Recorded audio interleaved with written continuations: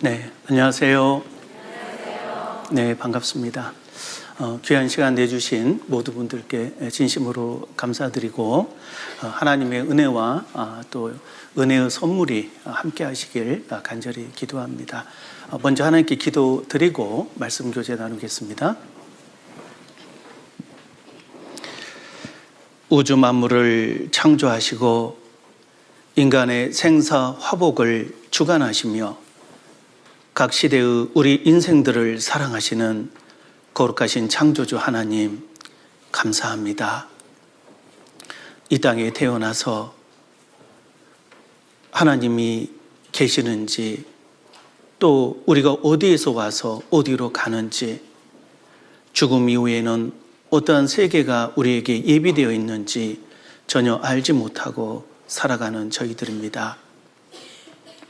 저희가 스스로 하나님을 알 수 없고 또 진리가 무엇인지를 알 수 없기에 하나님께서 저에게 남겨주신 이 귀한 진리의 말씀 성경을 진심으로 감사합니다. 앞선 믿음의 선진들의 수고와 또 변치 않는 진리의 사실 속에 우리에게까지 전해지고 있는 이 귀한 성경 말씀, 이번에 초대된 모든 영혼들의 그 심령 속에 참으로 하나님의 신성을 발견하며 또 하나님의 뜻과 그 영원하신 사랑을 발견할 수 있는 시간이 되기를 간절히 원합니다. 처음 참여하시는 모든 분들의 심령 속에 주 성령님께서 진리의 말씀을 일깨워 주셔서 참으로 우리의 영적 감각을 일으켜 주시며 살아계신 하나님을 발견하고 그 영원한 축복의 은혜를 소유할 수 있도록 인도해 주옵소서. 모든 시종 주 성령님의 은혜와 그 인도의 손길에 부탁드리며 저희를 사랑하시는 예수님 이름 받들어 감사하며 기도드리옵나이다. 아멘. 네. 먼저 말씀 찾겠습니다. 요한복음 8장 32절을 찾겠습니다. 신약성경 159페이지인데요. 혹시 처음 오신 분들은 그냥 앞에 정면을 보셔도 좋을 것 같아요. 제가 말씀을 다 찾아왔거든요. 그래서 이렇게 정면 보시고 그대로 따라 읽으시면 좋을 것 같습니다. 요한복음 8장 32절 말씀 같이 읽겠습니다. 진리를 알지니 진리가 너희를 자유케 하리라. 예. 네, 오늘부터 6일간에 걸쳐서 성경을 배우고자 합니다. 처음 참여하신 분들은 성경을 배운다고 하니 무슨 기독교 강론을 들으라고 나를 초대하는 거냐, 궁극적으로 교회 다니라고 이제 하려고 나를 초대하는 거냐, 이런 선입관이 있을 것 같아요. 그러나 우리가 이번에 성경을 배우는 그 근본 이유는 단순한 어떤 종교를 가져라, 무엇을 교회를 다녀라 라고 하는 선택의 문제를 권유하려고 하는 게 아닙니다. 종교를 갖는가라든가 교회를 다니는 그 선택은 나중에 본인이 이제 본인 마음대로 하시면 되는 거고, 그보다 먼저 모든 사람이면, 인간으로 태어난 모든 인생들은 자신의 삶 속에서 반드시 알아야 되는, 감히 진리라고 말할 수 있는 그 중요한 사실을 이번에 알아보고자 이런 시간을 가진 겁니다. 그 인간에게 주어지는 3대의 질문이라고 있습니다. 도대체 인간은 무엇이냐? 그리고 왜 인간이 태어나서 살아야 되느냐? 왜 사느냐? 그리고 어떻게 사는 것이 참된 삶이냐라고 하는 질문이 바로 그것인데요. 이 내용은 학교에서 배울 수 있는 내용이 아니죠. 또 세상에서 나름대로 삶을 살아가지만 거기에 대한 질문은 항상 갖고 있어요. 사는 게 힘들면 도대체 내가 왜 살지? 도대체 근본적으로 늙어가는 내 얼굴의 모습을 보면서 나는 누구지? 이런 생각 가져본 적 있으세요? 예. 여기 계신 분들은 다들 아름다운 분들이라 그런 생각을 안 가졌을지 모르겠는데요. 그런 생각이 문득문득 들 때가 있습니다. 내가 누구지? 왜 살지? 그리고 나름대로 열심히 사는 것 같긴 한데 이게 진정으로 바르게 살고 있는 건지 좀 이렇게 좀 궁금할 때가 있어요. 어떻게 살 것인가?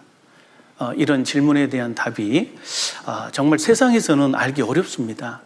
저도 성경이 아니었다면 여기에 대한 답을 전혀 알지 못하고 살 뻔했어요. 그런데 너무나 감사하게 저는 성경을 미리 공부하고 또 확인해 보는, 제가 특별히 많이 공부한 건 아니고요. 성경에 분명하게 제시되고 있는 그 사실들을 확인해 보는 과정 속에 어느 순간 제 속에도 그렇구나, 바로 이거구나 라고 누구에게나 전할 수 있는 그런 확신이 있었습니다. 그런 확신을 통해서 여러분에게도 이 내용을 공유하고자 이런 시간을 가졌다고 말씀드립니다.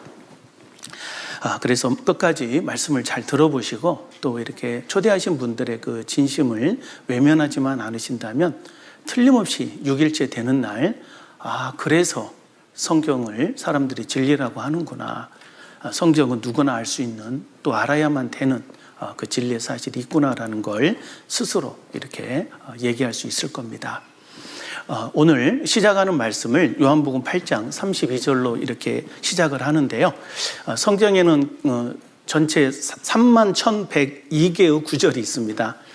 그 개수는 몰라도 되는데 그 많은 구절 속에 가장 먼저 소개해드리고 싶은 구절이 바로 요한복음 8장 32절입니다. 같이 한번 읽겠습니다. 진리를 알지니 진리가 너희를 자유케 하리라. 예.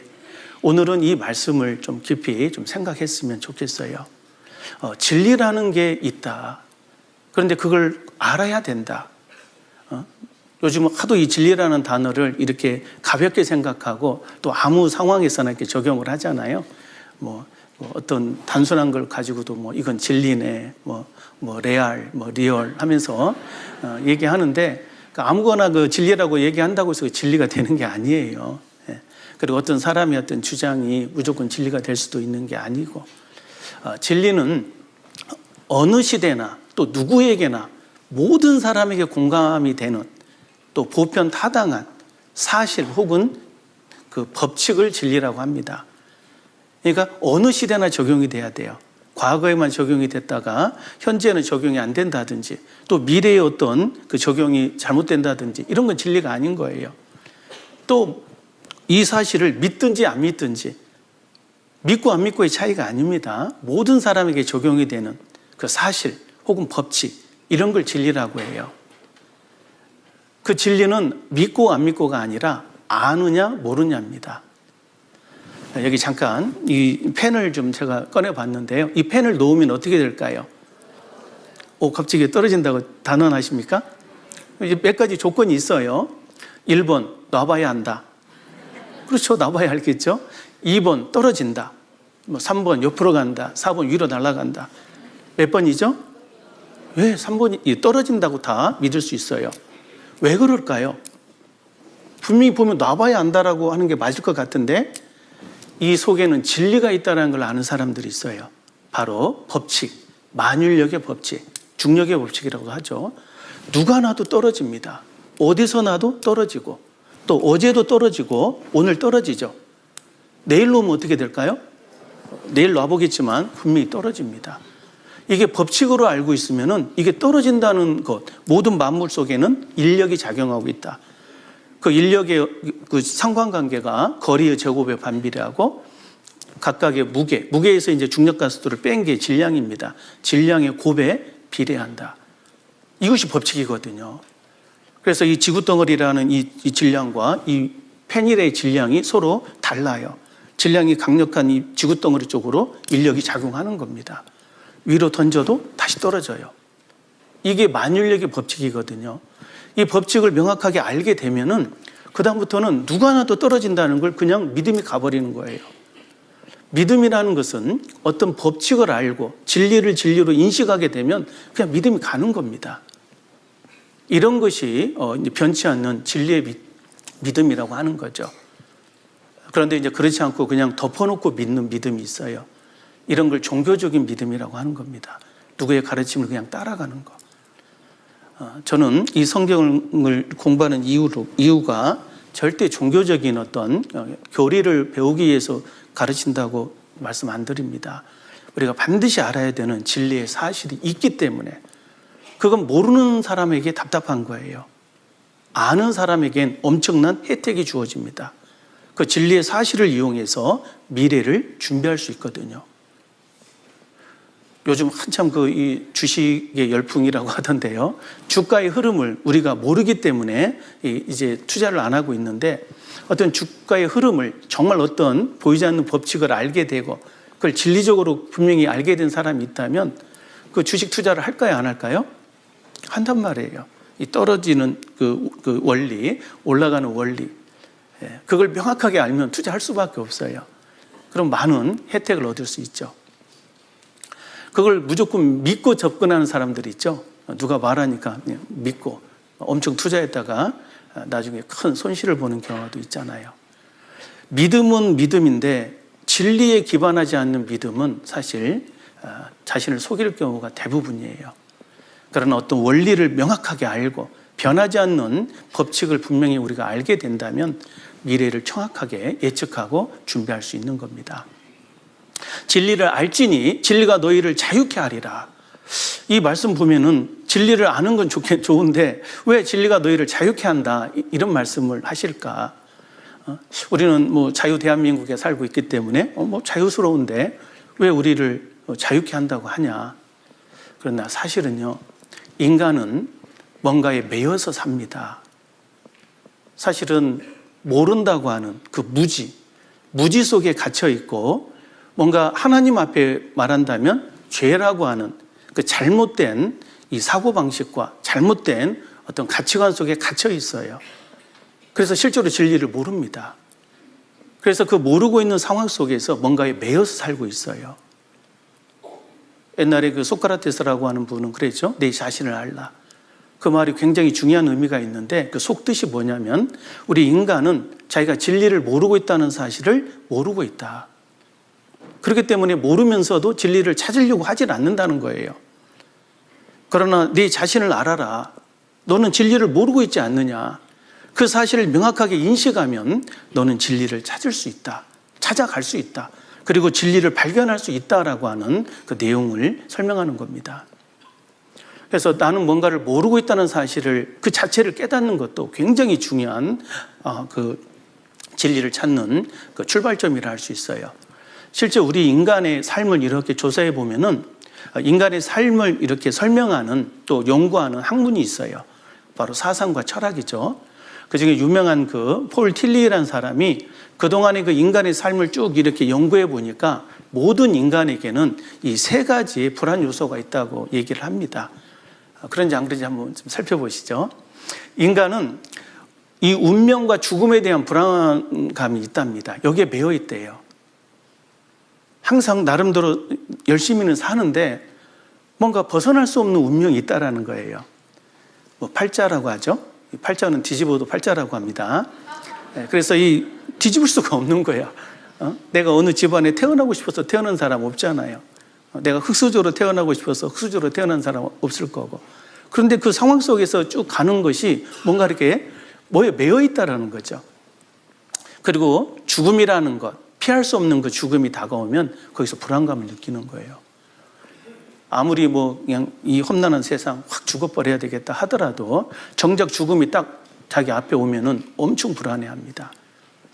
가끔 이제 그 마포오덕에서 뛰어내리는 분들이 있다고 하잖아요. 얼마나 힘들면 그렇게 자신의 생을 마감하겠어요. 근데 이분이 뛰어내릴 때 순간적으로 외치는 말이 있답니다. 사람 살려. 정말로 인생을 이제 끝내려고 뛰어내리는데 그 죽음 앞에서 갑자기 공포가 다가오는 거예요. 내가 아직 죽을 준비가 안 돼 있거든. 이거 웃을 일이 아니라 잘 생각해 봐야 돼요. 왜 죽음이 이렇게 공포스러울까? 우리는 이 죽음의 문제를 해결해야 됩니다, 사실. 그리고 두 번째, 인간은 이 죄책감과 정죄에 대한 불안감이 있대요. 나름대로 살기 위해서 막 아등바등 살다 보면은 남에게 이렇게 안 좋은 이렇게 일도 행할 수 있고, 뭐 자신을 속일 수도 있고, 뭔가 이렇게 양심에서 꺼리끼는 뭔가 안 좋은 일을 하게 되거든요. 그래야 성공하고 살아남으니까. 그런데 나중에 보면은 그걸 돌아보면은 이래서는 안 됐는데, 그때 이분에게 너무 모질게 했다. 이런 뭔가 이렇게 정죄감이 있다라는 거죠. 그 정죄에 대한 불안감이 다 있다라는 겁니다. 그리고 세 번째는 이 공허함과 무의미에 대한 불안이 있대요. 나름대로 이제 막 열심히 해가지고 이제 뭔가 뜻을 이루었어요. 뭐 대통령이 됐어요. 성공을 했어요. 그런데 어느 순간 내가 정말 이게 의미가 있는 건가? 내가 이룬 것이 정말 영원한 건가? 나에게 영원히 이게 연결되는 건가? 어떤 분은 더 이상 성공할 것이 없다 해서 성공한 사람이 자살하는 경우도 있잖아요. 뭐 대통령 하신 분도 갑자기 뭐 부엉이 바위에서 뛰어내리기도 하고. 이게 뭐냐고요? 바로 인생의 공허함과 무의미에 자신이 매여 있어서 그런 겁니다. 그런데 이런 것으로부터 우리가 놓일 수 있는 길이 있다라는 거죠. 정말 있다라는 겁니다. 그것이 성경이 있다라는 거예요. 그래서 우리가 이 성경을 배워봐야 되고 성경 속의 그 진리의 내용을 우리가 확인해 봐야 되는 겁니다. 같이 읽겠습니다. 저희를 진리로 거룩하게 하옵소서. 아버지의 말씀은 진리이다. 성경은 분명히 자기 자신을 스스로 증거합니다. 성경은 진리의 책이라고. 아버지의 말씀은 진리입니다. 우리가 이 진리라는 단어를 오늘 그 화두로 삼았는데요. 이 진리에 대해서 한번 좀 짚고 넘어갈 게 있어요. 왜냐하면 이 성경을 실컷 배우고 나서 많은 사람들이 이 진리와 종교에 대해서 구분을 못하는 사람이 있어요. 우리는 영적으로는 너무나 어린아이다 보니까요. 마치 그 애들은 그 똥인지 된장인지 구분 못한다는 말이죠. 이게 똥인데 된장인 줄 알고 먹어본다니까요. 그래서 막 힘들어 하잖아요. 우리가 영적으로 이런 경험을 할 수가 있다는 거예요. 뭔가 이렇게 내가 열심히 이게 사실인 줄 알고 이렇게 믿었는데 나중에 알고 보니 이것이 하나의 종교에 불과했던 겁니다. 그러면 종교는 뭐고 진리는 뭐냐? 이 구분점을 명확하게 하고 알고 짚고 넘어가서 이 성경을 접근했으면 좋겠습니다. 아까도 설명드렸듯이 진리라고 하는 것은 어느 시대나 적용이 되고 또 누구에게나 적용이 되는 보편 타당한 사실 혹은 법칙을 진리라고 정의합니다. 이 진리는 말 그대로 사실이에요. 법칙이에요. 그래서 이 진리는 아는 거라고 얘기합니다. 아까 진리를 믿을지니 그랬습니까? 진리를 알지니 그랬습니까? 진리를 알지니 그랬어요. 진리는 아는 겁니다. 믿고 안 믿고가 아니에요. 근데 반대로 종교는 뭐냐? 종교는 어떤 가르침을 말 그대로 믿고 따라가는 거예요. 어떤 시대에 유행하는 어떤 사상적인 경향들, 이런 것도 종교라고 할 수 있습니다. 사실은요, 우리 인간으로 태어난 사람들은 종교가 없는 사람은 아무도 없습니다. 다 나름대로 종교가 있어요. 무신론자는 있을지 몰라도 무종교자는 없습니다. 어떤 분이 저는 종교 없습니다 그러는 사람 보면은 저는 평생 한 번도 거짓말 안 합니다 이렇게 들리더라고요. 그 말 자체가 거짓말이란 거죠. 사람은 자기의 그 철학이 다 있어요. 세상 말로 개똥철학이라는 게 있어서 자기가 믿고 따르는 그 가치관이 다 있다니까요. 그걸 종교라고 해요. 그 가르침이 누구의 가르침이냐? 어떤 성현의 가르침이냐? 아니면 국가적인 어떤 이런 어떤 이데올로기나 아니면 사회적으로 이렇게 통용되는 사상적인 경향, 이거 사조라고 합니다. 사조. 사조를 따르는 그런 흐름이냐. 예를 들어서 이렇게 뭐 세계 3대 종교가 있죠. 이제 그 기독교를 종교라고 한다면 이렇게 종교인도 꽤 있을 수 있으니까 하여튼 기독교 외에 이슬람교 또 힌두교, 이게 세계 3대 종교입니다. 그런데 이 종교는 안 믿으면 그만이야. 또 3대 종교가 아니더라도 각 국가의 어떤 전통이라든지 그 정치 어떤 체계가 있어요. 북한의 그 주체사상 있잖아요. 주체사상. 이것도 종교입니다. 안 믿으면 그냥 어지탄간 가야 돼요. 그래서 이 종교가 폭력적인 종교가 많아요. 또 우리 그 유교도 하나의 그 종교였고요. 그리고 사상적인 경향 이런 것도 다 종교입니다. 그런데 종교는 안 믿으면 그만이라니까요. 이 힌두교라고 하는 종교 있잖아요. 인도의 대부분의 사람들이 믿는 종교인데 그 힌두교에 보면은 신이 3억 3천만 개나 된대요. 저는 그 33개도 이제 못 믿겠는데 3억 3천만 개를 어떻게 믿는지 모르겠어요. 그 중에 그들이 이제 좋아하는 신이 또 이 소신이 있답니다. 암소를 이렇게 아침에 보면 기분이 좋아진다고 하더라고요. 들은 얘기인데, 그래서 소가 지나가면 가만히 또 기다리는데 아무리 출근길이 바빠도 지나가고, 그리고 이제 암소 보면 기분 좋다고 이렇게 합창도 하고 이렇게 하루를 시작한답니다. 그들은 소를 신으로 섬겨요. 그렇게 믿어요. 근데 우리는 소를 보면 어떤 생각을 갖습니까? 잡아 먹어버립니다. 잡아 먹는다고 해서 내게 문제가 있습니까? 아무 문제 없어요. 오히려 힘만 더 나고 기분이 좋아집니다. 기분 좋으면 소고기 사 먹잖아요. 그래서 우리가 이런 걸 보면 이게 뭐냐, 종교는 안 믿으면 그만이라니까요. 그리고 대부분은 종교에 갇혀 있어요. 원하든 원하지 않든.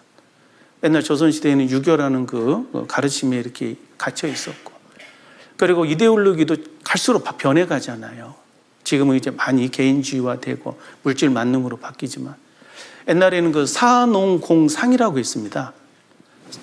선비가 최고고, 그 다음에 농업, 그리고 공업, 그리고 이제 이 상업이 제일 밑에였거든요. 이 상이란 단어가요, 사실은 안 좋은 의미로 쓰이잖아요. 원래는 이제 상껏, 양반 이렇게 얘기하는데, 상업의 그 상자가 원래는 그 중국 역사에 보면 하은주진 할 때 은나라를 상나라라고 했습니다. 그 은나라가, 이 상나라가 이 주나라에서 멸망당한 이후에 그 상나라 사람들이 먹고 살기 위해서 했던 그런 하찮은 일을 가리켜서 상업이라고 했던 거예요. 그러니까 상나라 사람들이 하는 일, 그래서 상업입니다. 그래서 옛날에는 제일 그냥 비천한 어떤 사람들, 그런 종사하는 일로 생각했어요. 그런데 지금은 어떻습니까? 상업이 최고예요. 예?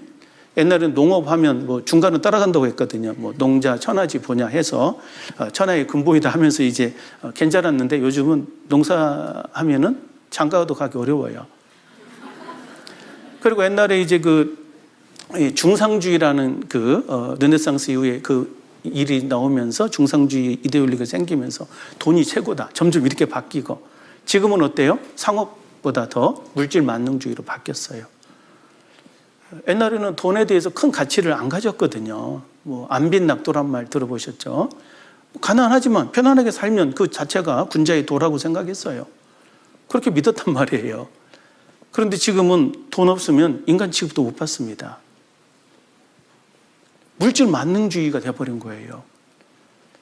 요즘 뭐 페미니즘, 어떤 새로운 세대가 될수록 사상적인 경향이 계속 바뀌어가요.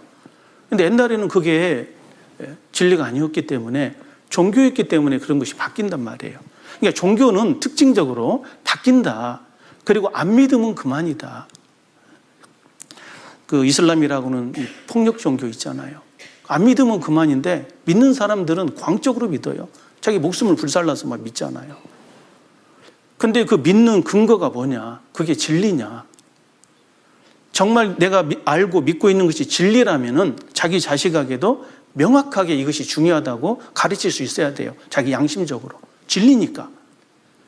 근데 내가 믿고 있는 게 정말 자기 자식에게도 전할 수 있을 만큼 정확한 게 맞습니까?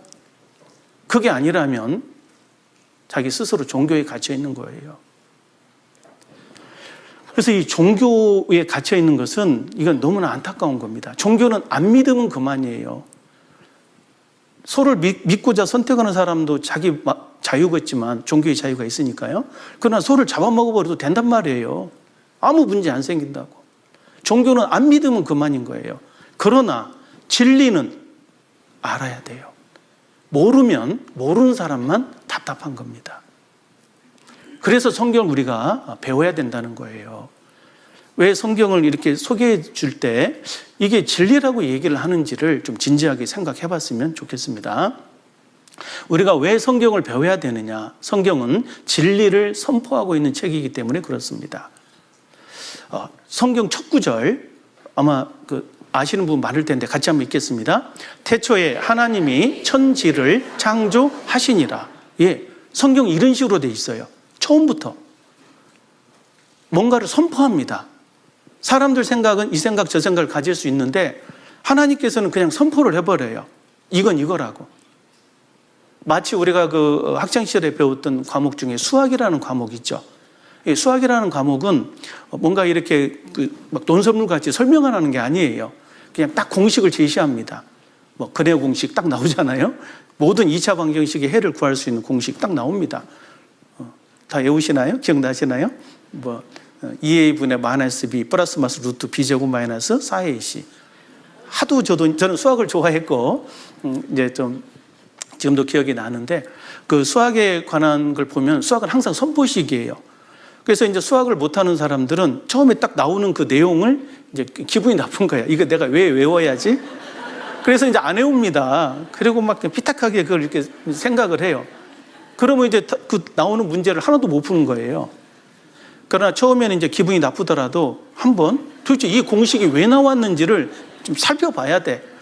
모든 공식이 나오면 거기에서 이제 쭉 유도 과정이 설명이 돼요. 이건 이거지. 뭐 그렇지. 이건 이거지. 그렇지. 계속 이제 필요 충분 조건으로 쭉 설명을 해나가는 거예요. 이걸 역산해도 이렇게 되지. 그렇지. 뭐 등식의 성질 그런 거 있잖아요. 그래서 그렇지 하다 보면 그래서 이렇게 나오는 거야.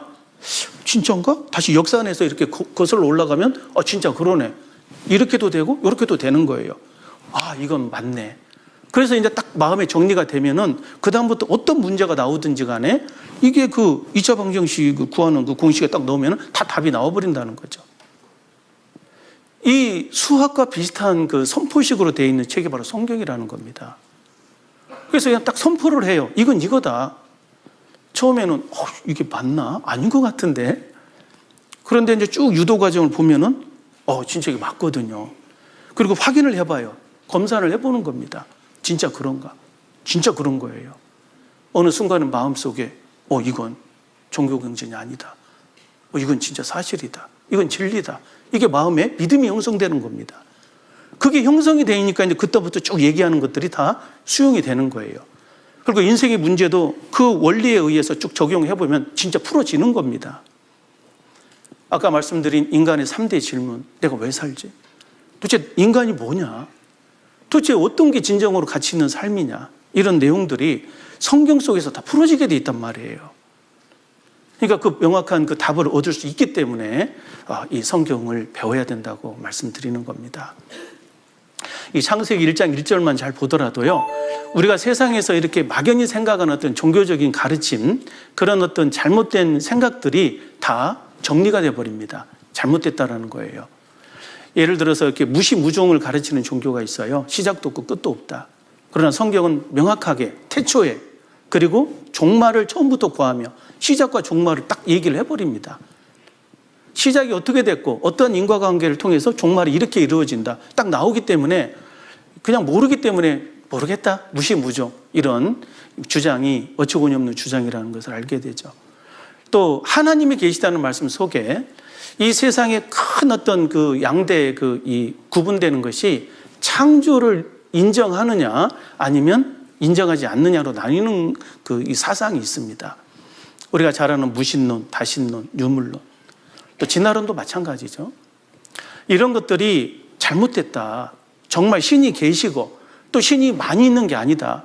어떤 사람은 신이 있다라는 걸 이제 막 너무 확장해가지고 이 자연이 신이다라고 하고 막 태양을 숭배하고 달을 섬기고 이런 걸 범신론이라고 합니다.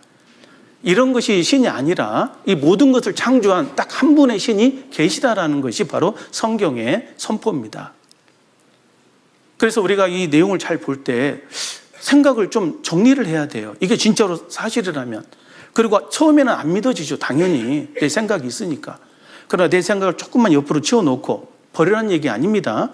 나중에 이게 안 맞으면 다시 갖고 와야지. 잠깐만 치워놓고 이것이 유도되는 과정을 한번 살펴보라는 거예요. 그러면은 정말로 이게 진리라면은 누구나 공감할 수 있는 마음에 이렇게 공감대가 형성이 되는 겁니다.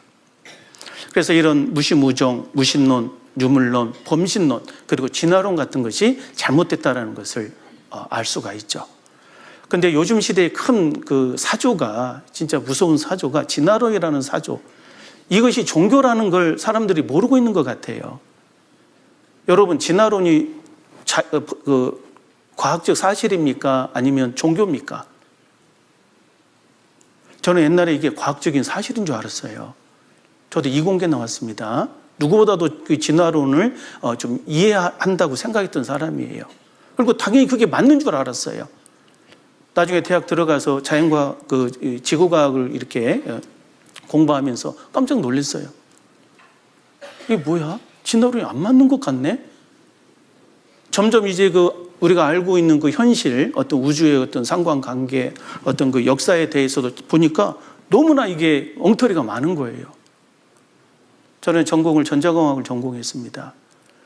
이 물리학에서 그 4개의 힘이 있다고 합니다. 이 만율력, 전자기력, 그리고 이제 핵에 관계돼서 강한 핵력, 약한 핵력. 이 핵에 대한 건 아직도 좀 연구 중인데, 그래도 거의 확정적으로 이제 확인된 것이 만율력과 전자기력인데, 만율력은 아까 말씀드린 거, 물질 간의 모든 상관관계가 인력에 의해서 작용된다. 그것이 거리의 제곱에 반비례하고 질량의 곱에 비례한다. 그와 비슷한 눈에 보이지 않는 전자기력이라는 게 있어요. 지구 자체가 자석인 거 아세요? 전자기력이 없으면요, 우리가 지금 사용하는 모든 문명의 이기들이 다 없어집니다. 전자기력이 있기 때문에 그걸 활용해서 지금 모든 걸 만들어낸 거예요. 지금 뒤에 보이는 이거 여기 영상, 소리, 모든 게 다 전자기력과 연결되어 있습니다. 근데 그 전자기력의 그 포인트가, 핵심이 이게 저절로 있는 게 아니라는 거예요. 이게 누군가 정해놓았다, 정해져 있다라는 거죠. 그래서 이런 것들을 알아가면 알아갈수록 저절로 됐다라고나 이런 밑도 끝도 없는 이런 주장, 이 진화론은 말도 안 되는 겁니다. 그런데 이제 하도 요즘 사조가 진화론에 그냥 쩌들어 있기 때문에 이 진화론이 정말로 사실이냐, 이거 잠깐 좀 짚고 넘어가겠습니다. 진화론은 과연 과학적 사실인가? 결론은 과학이 아닙니다. 그냥 주장이고, 믿는 사람들은 그냥 종교적으로 믿는 거예요. 뭐 믿고 안 믿고는 본인 선택이지만 진리는 아니라는 겁니다. 이게 진화론이에요. 아메바가 인간 됐다는 거 믿으라는 겁니다. 믿어지세요? 원숭이가 인간 된 것도 못 믿습니다. 원숭이는 원숭이고 인간은 인간이지. 이 진화론의 핵심이 용불용설과 자연선택설입니다. 이게 용불용, 사용한 것과 사용하지 않는 것. 사용하는 건 이렇게 점점 진화되고, 사용하지 않는 건 퇴화된다. 그럴싸하죠? 네. 자연선택설, 자연적으로 선택된, 적자생존이라고 하죠. 적응된 자만 살아남더라.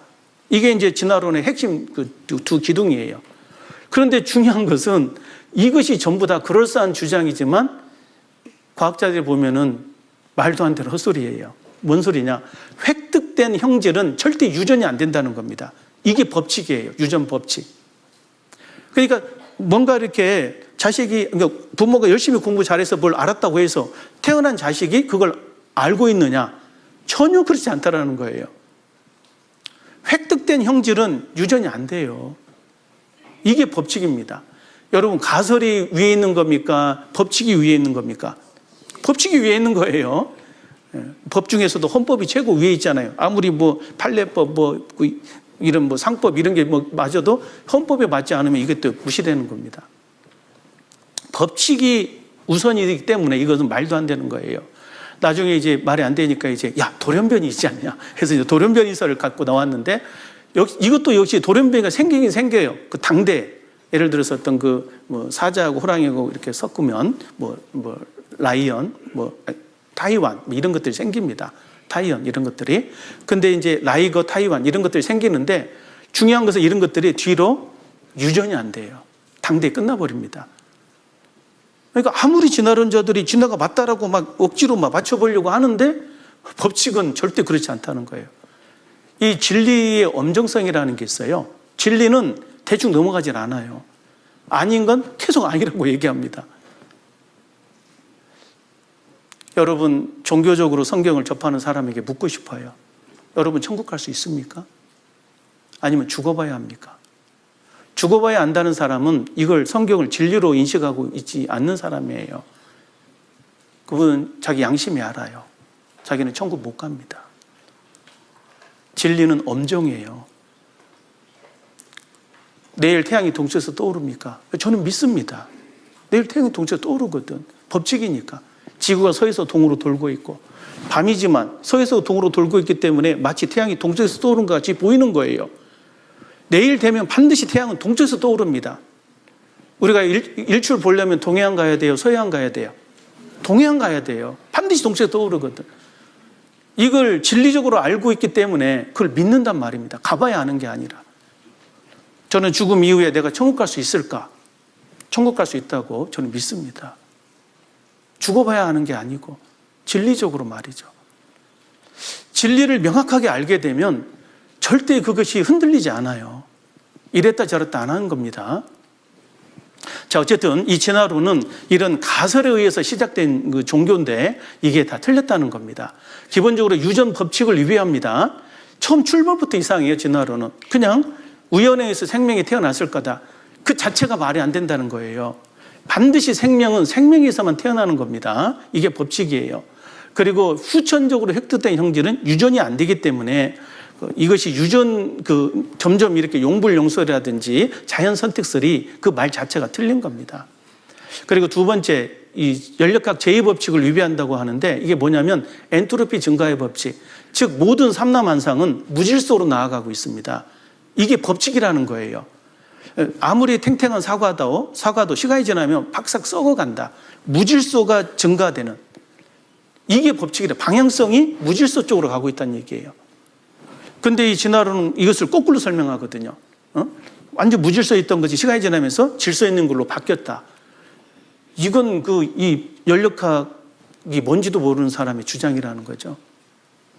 이건 말도 안 되는 겁니다.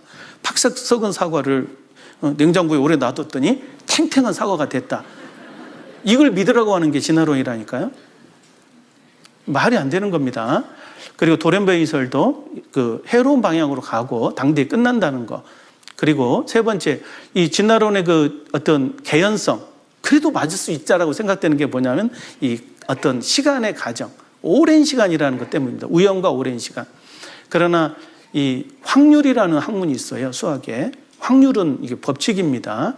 이 확률에 의하면은 물질이 유기물로 넘어갈 수 있는 확률을 계산해 보면 10의 30분의 1이 되고 또 유기물이 단세포동물, 아메바로 바뀌는데 그 확률이 말도 안 되는 확률이에요. 10의 16만 7천승 이상 분의 1이에요.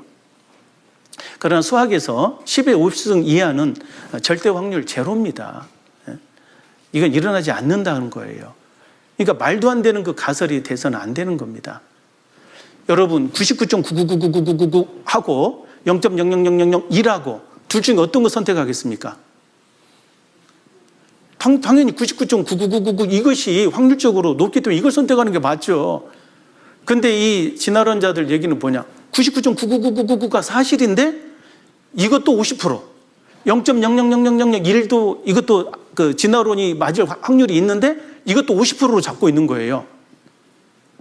그러니까 이게 완전 말장난이라는 거죠. 대부분 이 진화론 얘기하는 사람들 보면요, 죄송합니다, 좀 이공계가 아니에요. 실제 그 진화론자들이 대부분 이 과학자들이 아닙니다. 그 찰스 타인이 관장이 있어요. 그 박물관 관장. 그리고 주장하는 사람들 보면 전부 다 이 문과생들이에요. 죄송합니다. 제가 문과를 폄하하려고 하는 게 아니고 훌륭한 일들은 다 문과가 다 합니다. 예. 그냥 이과는 그냥 똑딱거리는 거는 하고 그래야 돼요. 겨우 입에 풀칠을 하는데 뭐 크게 한탕하는 사람들은 대부분 문과생들이죠. 근데 그걸 얘기하려고 하는 게 아니라 어떤 진리적인 측면에서 말씀드리는 거예요. 창조의 증거, 모든 그 삼라만상을 살펴보니까 이 모든 게 설계되어 있다라고 하는 것이 99.99999 이렇게 가요. 아닐 수 있는 확률이 0.0000001이야. 근데 둘 중에 선택하라 했더니 50대 50으로 딱 이렇게 놓고 얘기하는 것이 이게 창조냐, 이게 진화냐, 여기에 대한 선택입니다. 여러분 어떤 걸 선택하시겠어요? 물론 나는 0.00001을 선택하겠다. 그건 본인 마음입니다. 종교를 선택하는 건 본인 자유니까. 그러나 진리 안에서는 정말 이게 어처구니 없는 선택일 수 있어요. 인류 진화론은 잘못입니다. 중간 형태의 화석이 없고 확률적 가능성만 의존하는 겁니다. 첨단 현미경이 있었어도 다윈은 진화를 폈을까? 실제 옛날에 진화론을 주장했을 때의 그 현미경은 지금 그 초등학교 이 문방구에서 파는 현미경보다 훨씬 안 좋은 현미경이었어요. 그래서 이제 이 진화론자들이 맞아 하면서 크게 감동을 받았던 이 증거가 바로 이 헤겔의 배아 발생도거든요. 보니까 배아가 비슷하게 보였어요. 옛날 현미경으로 볼 때는. 이 배아가 이렇게 물고기가 되고 이런 그 깨구리가 되고 사람이 되더라 해서 야, 이게 원래는 하나였는데 이게 이렇게 진화가 된 거다. 이렇게 이제 주장을 했던 거예요. 그럴싸하죠. 근데 나중에 지금에 와서 보니까 처음부터 배아가 다 틀려요. 물고기의 배아는 이렇게 생겼고, 거북이의 배아는 이렇게 생겼고, 사람 배아는 이렇게 생긴 거예요. 처음부터 다른 겁니다. 근데 이걸 이제 그냥 이거에다 이렇게 갔다고 하면서 이제 진화를 믿으라고 했던 거죠. 실제로 우리가 이제 이 역사를 할 때도 뭐 성캄브리아기부터 고생대, 중생대, 신생대 하면서 뭐 1억 5천만 년 전에 공룡이 있었고 뭐 인간이 오스트랄로피테쿠스부터 시작되고 이게 이제 실제로 지금 많은 사람들이 진화론적으로 믿고 있는 그런 그 내용이거든요. 그런데 실제 조사를 해보면은 공룡과 사람이 같이 살았어요. 화석이 오히려 반진화론을 확인하고 있고요. 옛날에 열심히 외웠던 우리 시조 오스트랄로피테쿠스, 얘는 원숭이였습니다. 원숭이. 그리고 여기 호모 에렉투스 자바인이라고 하죠. 얘도 원숭이였고, 네안데르탈은 호모 사피엔스랑 인류 조상과 관계 없어요. 호모 사피엔스 이 크로마뇽인이 진짜 인류와 같다라는 결론이 나온 겁니다. 이 연도가 10,000년에서 6,000년 전으로 이렇게 얘기해요. 10,000년도 채 안 되는 겁니다. 이 호모 사피엔스가. 실제 성경에서 말하는 우리 인간 역사는 6,000년 정도 되거든요. 성경이 맞는 거예요. 요즘 이제 진화론이 이제 형편없이 되니까 이제 우주인론이 많이 나오죠. 외계인론. 외계인이 인간 창조했는 어쩌네. 진짜 이 사조가 무서운 건데요. 많은 젊은 분들이 그걸 또 믿어요. 젊은 친구들이. 잘 모르는 아이들이. 진화론자들이 40년 전에 이미 진화론 연구한 지 200년이 지났거든요. 40년 전부터는 우리 이제 더 이상 거짓말 하지 말자. 소진화가 일어난다 해도 대진화가 일어난다고 할 수 없다고 이제 결정을 내렸어요. 무슨 얘기냐면 200년 동안 열심히 연구를 했는데 이 종이 종으로 바뀌는 예가 한 번도 없다라는 겁니다. 아마 진화론의 핵심 내용 중에 이 소진화와 대진화만 알아도 많은 이렇게 좀 구분이 되는데요. 이 어댑테이션, 적응한다는 뜻이죠. 이걸 설명하는 게 소진화예요. 같은 종에서 이렇게 변이 되는 거, 이런 것들은 가끔 일어날 수 있습니다. 그렇기 때문에 진화론자들이 이걸 가지고 이 진화가 됐다라고 주장을 하는 거예요. 예를 들어서 사람이 이렇게 적도 부분, 더운 지역에서 오래 살면은요, 멜라닌 속도가 이렇게 발달하면서 시커매집니다. 검해져요. 그리고 추운 지역으로 가면은 얼굴이 점점 하얘지고, 햇빛 안 보면 얼굴 하얘지잖아요. 그리고 이렇게 코가 길어지고, 이런 게 있어요.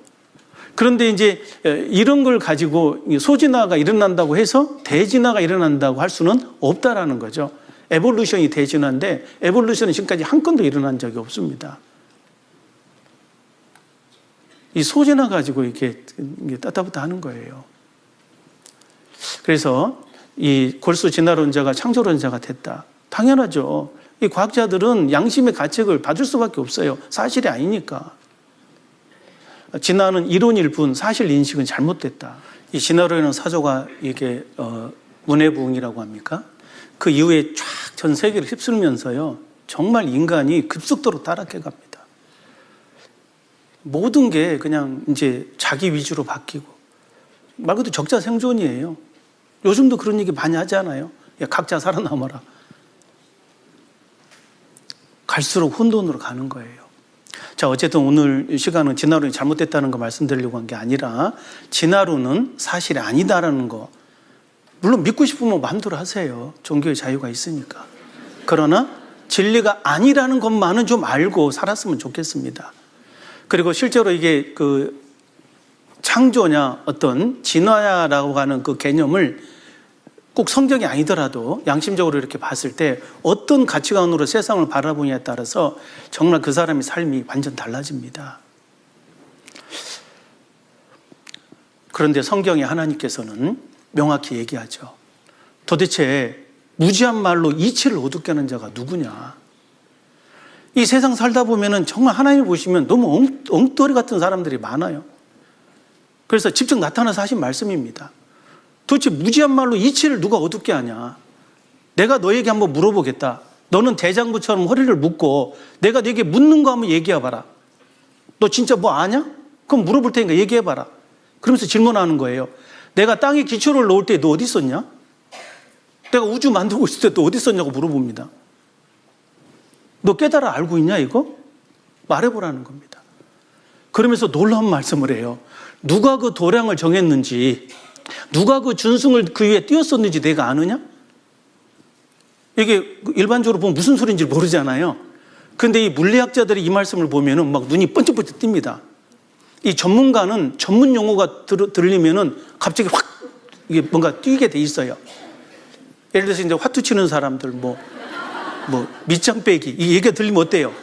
갑자기 화투가 탁 떠오르잖아요.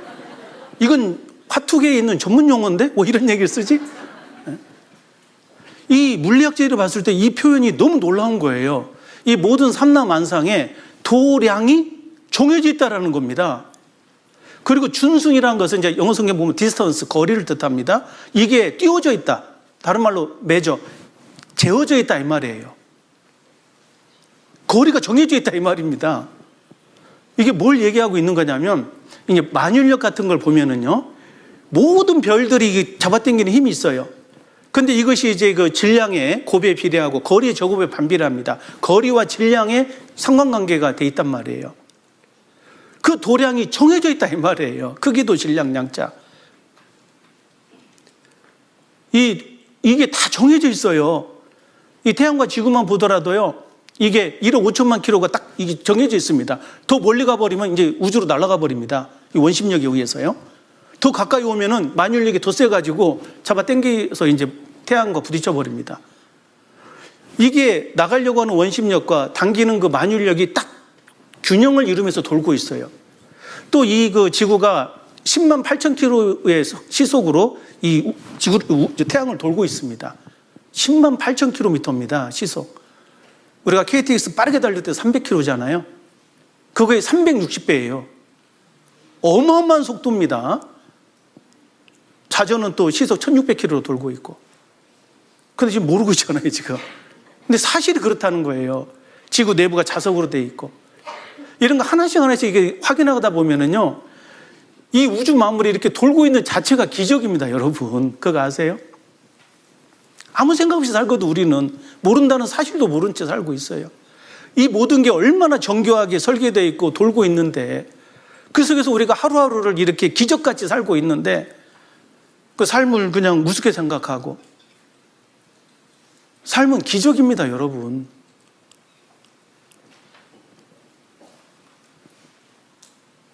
누가 그 도량을 정했냐? 누가 준승을 그 위에 띄웠냐? 이게 만율력 공식이에요. F=, 만율력 상수, R제곱분의 M1, M2. 이게 정해져 있다니까요? 중력 상수라는 게 있어요. 이 모든 힘이, 만율력이, 이게 이제 G 있잖아요, 여기. G 오른쪽에 있는 걸 왼쪽으로 보낼 수 있습니다. 보내면 이제 M1, M2 분의 R제곱이 되겠죠. 이거 M과 R의 상관관계가 있다는 건 알았는데, 이게 상수가 있을까? 무슨 얘기냐면, 이게 뭔가 고정이 되어 있는 한계점이 있냐, 이걸 찾아봤던 거예요. 근데 지금 그게 진짜 있다라는 겁니다. 그러니까 누가 이걸 정해놨다 이 말이에요. 상수가 있다라는 건 어쩌다 상수가 생긴 게 아니고. 그리고 저는 만율력보다는 전자기력에 대해서 조금 알고 있는데, 이 전자기력도 똑같아요. 모든 이 전기의 흐름은 전하에 의해서 움직입니다. 그 전하 사이에 작용하는 힘을 설명하는 게 쿨롱의 법칙인데, 그 각각의 그 전하 사이에 힘이 작용하는데, 이제 플러스 마이너스까지 있어서 이제 조금 더 복잡하긴 한데요. 거리의 제곱에 반비례하고 각각의 전하량의 곱에 비례한다. 이게 쿨롱의 법칙이에요. 쿨롱 상수가 있습니다. 이거 누가 정해놨냐고, 이걸. 그러니까 이게 모든 물질계의 핵심이 거리의 영향을 받고 그 양의 영향을 받아요. 그 질량을 누가 정했냐고. 질량은 안 바뀝니다. 무게는 항상 그 달나라에서 갈면 무게가 다르고 지구에서는 무게가 다르지만 무게를 mg라고 합니다. g가 중력가속도인데 그 중력가속도로 나눠버리면 나오는 게 m이에요. m, 질량. 그건 어디서든 다 똑같아요. 정해져 있다 이 말이에요. 그것이 정해지고 딱 맞아야지 이 모든 힘의 균형 관계가 이루어지고 모든 것이 그 삼라만상이 거기에서 영향을 받는다는 겁니다. 과학자들이 이 딱 단어를 보면은 이게 막 소름이 돋는 겁니다. 진짜 이 삼라만상이 그렇게 정해져 있는데 이거 누가 정했지? 성경에는 뭐라고 돼 있어요? 내가 정했다. 하나님께서 그렇게 정해놨다고 말씀하시는 겁니다. 그러니까 이게 전문가만 얘기할 수 있는 얘기를 하신다니까요. 성경을 보면. 그래서 이 만유력을 발견한 뉴턴의 말인데요. 태양과 행성들 그리고 해성들의 아름다운 체계는 지적이고 능력 있는 분의 계획과 주관 아래서만 가능하다. 이분은 세상의 영혼뿐 아니라 만물의 주인으로서 모든 걸 다스린다. 그러한 사실 때문에 그분을 주 하나님으로 불린다. 이게 이제 프린키피아, 이분이 발표했던 그 원리라고 하는 그 내용의 마지막에 나와 있는 내용이에요. 하나님 말씀에 바닷물이 태에서 나온 같이 넘쳐 흐를 때 문으로 그걸 막은 자가 누구냐? 바닷물이 확 넘치는데요. 하나님께서 이 모래를 가지고 그 한계를 정했다고 되어 있어요.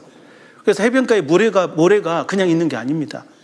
막 밀려오는 그 이 파고의 그 강력한 힘을 모래가 계속 막아줘요. 그래서 어느 순간 멈춥니다. 그 계한을 정해놨다고 되어 있어요. 그 리미트 값을. 이게 다 정해져 있는 겁니다. 그때 내가 구름으로 그 의복을 만들고 흑암으로 그 강보를 만들었다. 이 우주도 의복, 그 구름으로 의복같이 보호하고 있고, 그리고 이 또 우주도 흑암으로 만들어져 있어요. 그래야만이 인간이 살 수 있거든요. 강보를 싸듯이. 우주의 모든 별들은 한마디로 핵폭탄이라고 생각하시면 돼요. 엄청난 방사선, 그 핵폭풍이 밀어닥칩니다. 그걸 막아주는 게 암흑물질, 흑암으로 돼 있어요. 하나님이 그렇게 하셨다고 하신 겁니다. 그래서 실제로 이 정말로 그 과학의 대가들은 뭐 기독교이란 얘기가 아닙니다. 성경을 놀라운 책이라고 인정해요. 성경은 진짜 진리를 설명하고 있다. 진짜를 얘기한다. 이렇게 설명합니다. 이 와일더 스미스의 얘기인데요. 성경은 과학 교과서도 아니고 과학적 전문용어로 쓰여지지도 않았다. 그런데 성경은 여러 과학적 현상들을 누구나 이해할 수 있는 평범한 어휘들로 정확하고도 오류가 없이 기록하고 있다. 진짜입니다. 그러니까 이게 성경을 이제 그 외국에서는 성경이 이제 평이하게 읽히잖아요. 그런데 읽어보면 다 까무러치는 거예요. 어떻게 이런 글이 기록되어 있지? 마치 설계자의 글인 거예요. 설계도를 발견한 것과 같은 거예요. 처음에는 이상한 막 그림이 있어. 이게 뭔지 했더니 나중에 설계도인 거예요. 그게 보물과 같은 거죠. 이 성경에는 이미 수없이 많은 것이 계시가 되어 있습니다. 우주, 지구, 만물, 이 창조의 증거들이 쭉 설명되어 있어요. 시간 관계상 이걸 다 설명을 못하지만은 이 우주와 지구의 어떤 그 특징적인 설계자만이 얘기할 수 있는 내용이 너무너무 많습니다. 이거 다 얘기하려면 6일이 아니라 60일 걸릴 거예요, 아마. 근데 이걸 하나씩 하나씩 알다 보면은요, 처음에는 이거 장난이 아닌데, 나중에 보면은 그냥 소름이 돋습니다. 그냥 마음의 허리가 꺾이게 돼 있어요. 아, 그렇구나. 그냥 원숭이뼈 몇 개 갖다 놓고 그냥 진화로 믿으라는 것보다 성경 며칠만 자세히 배우다 보면은요, 그냥 창조가 믿어집니다. 그래서 오늘 하루만 듣고 좀 덮으려고 하지 마시고 끝까지 한번 들어보세요. 성경에는 수없이 많은 과학적 사실들, 그리고 우리가 익히 알고 있는 역사적 사실들, 그리고 우리가 살아오면서 느끼는 그 영적인 사실들, 인생 속에서 경험하는 그런 많은 사실들이 다 있는 거예요. 그걸 알아가다 보면은 그냥 마음의 허리가 수긍이 되는 겁니다. 같이 읽겠습니다. 너희는 눈을 높이 들어 누가 이 모든 것을 창조하였나 보라. 주께서는 수혜대로 만상을 이끌어내시고 각각 그 이름을 부르시나니 그의 권세가 크고 그의 능력이 강함으로 하나도 빠짐이 없느니라. 그렇습니다. 그래서 이 파스텔 같은 분은 내가 자연을 연구하면 연구할수록 나는 창조주에 대해서 더 많이 놀라게 된다. 이 자연이라는 것이 스스로 그러려니잖아요. 스스로 그러려니 이게 자연인데 그게 아니에요. 연구하면은 이게 설계되어 있는 거예요. 창조주가 계시다는 거고. 창조로부터 그의 보이지 아니하는 것들, 곧 그의 영원하신 능력과 신성이 그 만드신 만물에 분명히 보여 알게 되나니 그러므로 저희가 핑계치 못할지니라. 연구도 안 한 사람은 그냥 덮어놓고 안 믿는 사람 있죠. 참 게으르고 좀 정말 이게 게으르고 좀 악한 사람들이에요. 하지도 않으면서 무시해요. 남이 실컷 해놓은 거. 그러나 찾는 사람, 뭔가 진리를 추구하고 연구한 사람은 그 만물 속에 그 분명히 나타나는 그 증거를 발견할 수 있게 되어 있습니다. 그래서 핑계치 못합니다. 하나님 계시다는 거. 이런 원소 주기율표, 아마 화학 공부하신 분은 아실 겁니다. 이 모든 이 물질들이요, 원소로 구분해 볼 수가 있는데 이게 다 설계되어 있습니다. 핵이 있고 전자가 있고 전자값이 다 정해져 있어요. 전자를 더 얻으면은 이렇게 좀 이렇게 더 불안정해지고, 전자를 던져버리고 더 안정해지는 게 있고, 뭐 핵 융합, 핵 분열 이런 게 있거든요. 이게 이제 핵력으로 가는 거예요. 원자포탄도 이것 가지고 활용한 게 원자포탄입니다. 지금 태양이라는 별이요, 수소폭탄인 거 아세요? 그 힘에 의해서 지금 우리에게 좀 강력한 에너지를 주고 있잖아요. 자연 법칙은 탁월한 지적인 존재가 있다는 것을 암시하고 있다. 이게 아인슈타인의 얘기입니다. 그래서 창조를 믿는 과학자들은 거의가 대가들이에요. 이건 뭔가 있다. Something great, something special. 이런 유명한 사람, 자연에 새겨진 수학 법칙들과 우주 상수들, 수많은 초기 조건들은 이 지구가 우리를 위해 정교하게 만들어졌다는 걸 보여준다. 또 이 노벨 물리학상 받은 분인데요, 과학자들, 특히 물리학자들은 이곳 지구가 매우 특별한 세계라는 것을 인정하고 있다. 모든 사물들은 우리들이 존재하기 위해 정확한 질서 체계를 유지하고 있다. 그런데 이렇게 특별한 지구가 우연에 의해서 생겨난다는 건 있을 수 없다는 거예요. 그 확률이 너무너무 작다는 거죠. 이것이 이제 실제 과학자들 얘기입니다. 그래서 나온 원리 이론이 바로 인류 지향 원리라는 게 있어요. 엔소노피 프린시플. 이 우주라고 하는 것은 인간의 안녕, 인간의 삶을 유지시키기 위한 어떤 누군가에 의해서 미세하게 조정이 되어 있는 그런 상태에 우리가 지금 살고 있다는 내용입니다. 그러니까 인류를 지향하는, 그러니까 인류를 위한 어떤 뭐라고 얘기할 수는 없다. 그걸 얘기하면 그분이 하나님이다라고 얘기해버리면 그 하나님에 대해서 증명하라고 하니까 누구라고 얘기는 못하지만 어쨌든 현상 자체는 인간이 살 수 있도록 이렇게 조정이 되어 있다라고 하는 원리가 인류지향 원리입니다. 이게 사실이다라는 거죠. 그리고 또 하나 우리가 이 성경을 배워야 되는 이유가 뭐냐면, 실제 우리가 사는 이 세계가 설계되어 있다는 것, 분명한 사실과 나아가 이 성경 속에는 우리 인생에 관한 그 원리, 삶의 원리가 기록이 되어 있어요. 인생의 길이 설명이 되고 있다는 겁니다. 예레미야 10장 23절에 같이 한번 읽겠습니다. 여호와여, 내가 알거니와 인생의 길이 자기에게 있지 아니하니 걸음을 지도함이 걷는 자에게 있지 아니하니이다. 인생의 길이라는 게 있는데 그 인생의 길이 자기에게 있지 않더라. 아마 삶을 살아보신 분들은 아마 느끼실 거예요. 분명히 내 인생을 내가 살아가는 것 같은데 실제 가만히 돌아보면 어때요? 내 인생이 뭔가에 이렇게 갇혀있고 뭔가 이렇게 정해진 운명을 가고 있다는 느낌 안 들으세요? 예, 뭐 안 들 수도 있지만 생각해보면 그걸 느낄 수 있습니다. 내가 뭐 이씨 집안에 태어나고 싶어서 이씨 집안에 태어난 것도 아닌 것 같고, 내가 뭐 이런 배우자 만났을 때 열심히 내가 사랑하는 사람하고 사세요, 결혼할 때쯤 만난 사람하고 사세요. 답을 안 하셔도 되는데 어쨌든 결혼할 때쯤 만난 사람하고 사는 것 같아요. 그리고 어떤 애를 낳으면은 내가 원하는 아이가 태어나요. 죄송합니다. 꼴통이 태어나요.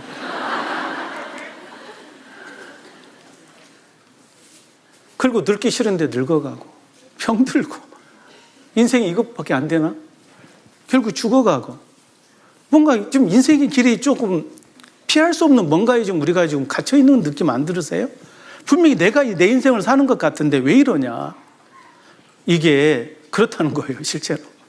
여기 어떤 사람이, 여기 아주머니 같은데 이렇게 길을 걷고 있어요.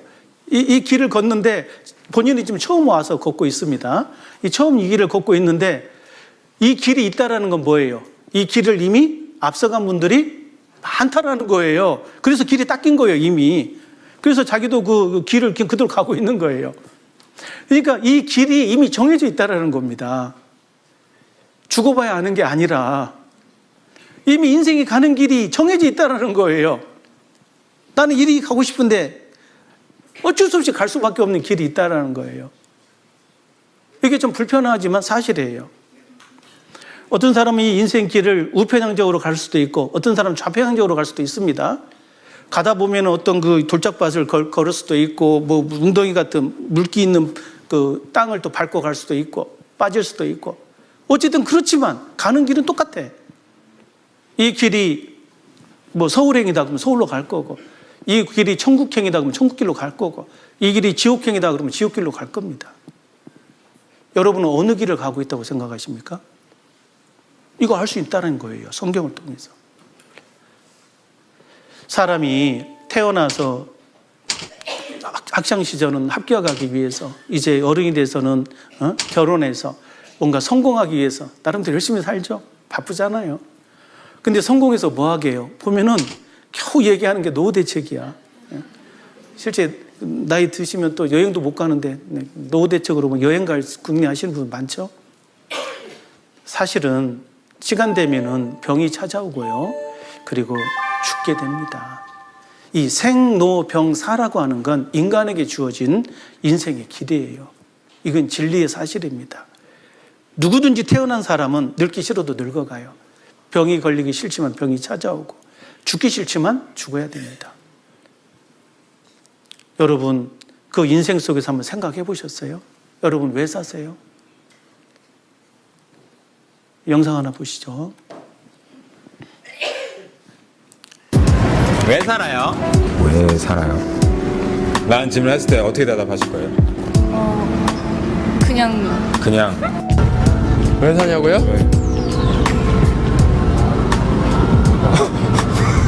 좀 황당한 질문이긴 한데 그렇죠. 맞아요. 잘 먹고 잘 살려고? 고맙습니다. 제가 지금 뭐 물어보고 있거든요. 뭐요? 뭘 물어볼 거예요? 왜 살아요? 저요? 네. 엄마가 낳아줘서요. 고마워요. 그거예요? 네, 안녕히 계세요. 잘 가요. 안녕. 고마워요. 감사합니다. 친구, 왜 살아요? 왜? 네? 왜 살아요? 왜 살아요? 네. 저희 부모님을 기쁘게 해드리기 위해서 멋있어요. 오늘 들었더니 제일 멋있어. 친구도. 왜 살아요? 제 꿈을 위해 삽니다. 멋있어. 누군 친구 멋있어. 저는 이제 질문을 끝나고 이제 집에 도착했습니다. 보통의 오늘 친구들이 먹고 살려고 그냥 산다고 하네요. 여러분들은 어떠신가요? 예, 여러분들은 어떠세요? 왜 사세요? 뭐 꿈을 이루기 위해서, 부모님을 기쁘게 하기 위해서. 그럼 부모님 돌아가시면 더 이상 살 이유가 없는 겁니까?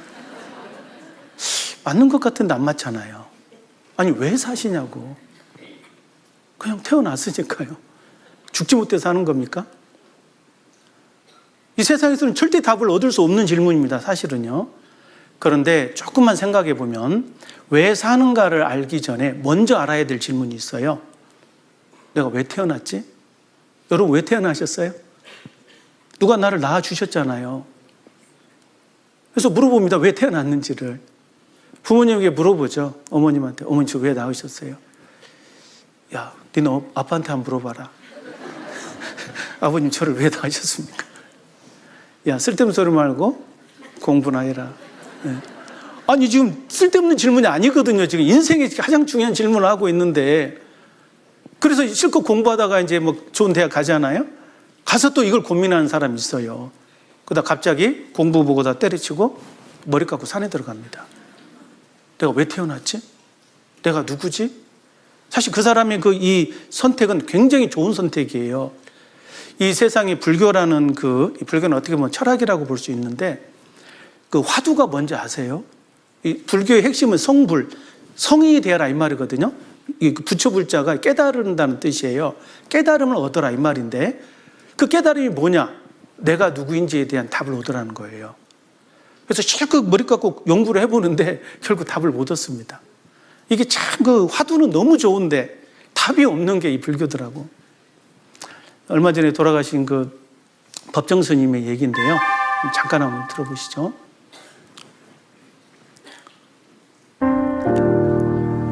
무소유의 구도자 법정. 그 스스로 한 조각 구름이 쓰러지듯 자연으로 돌아갔다.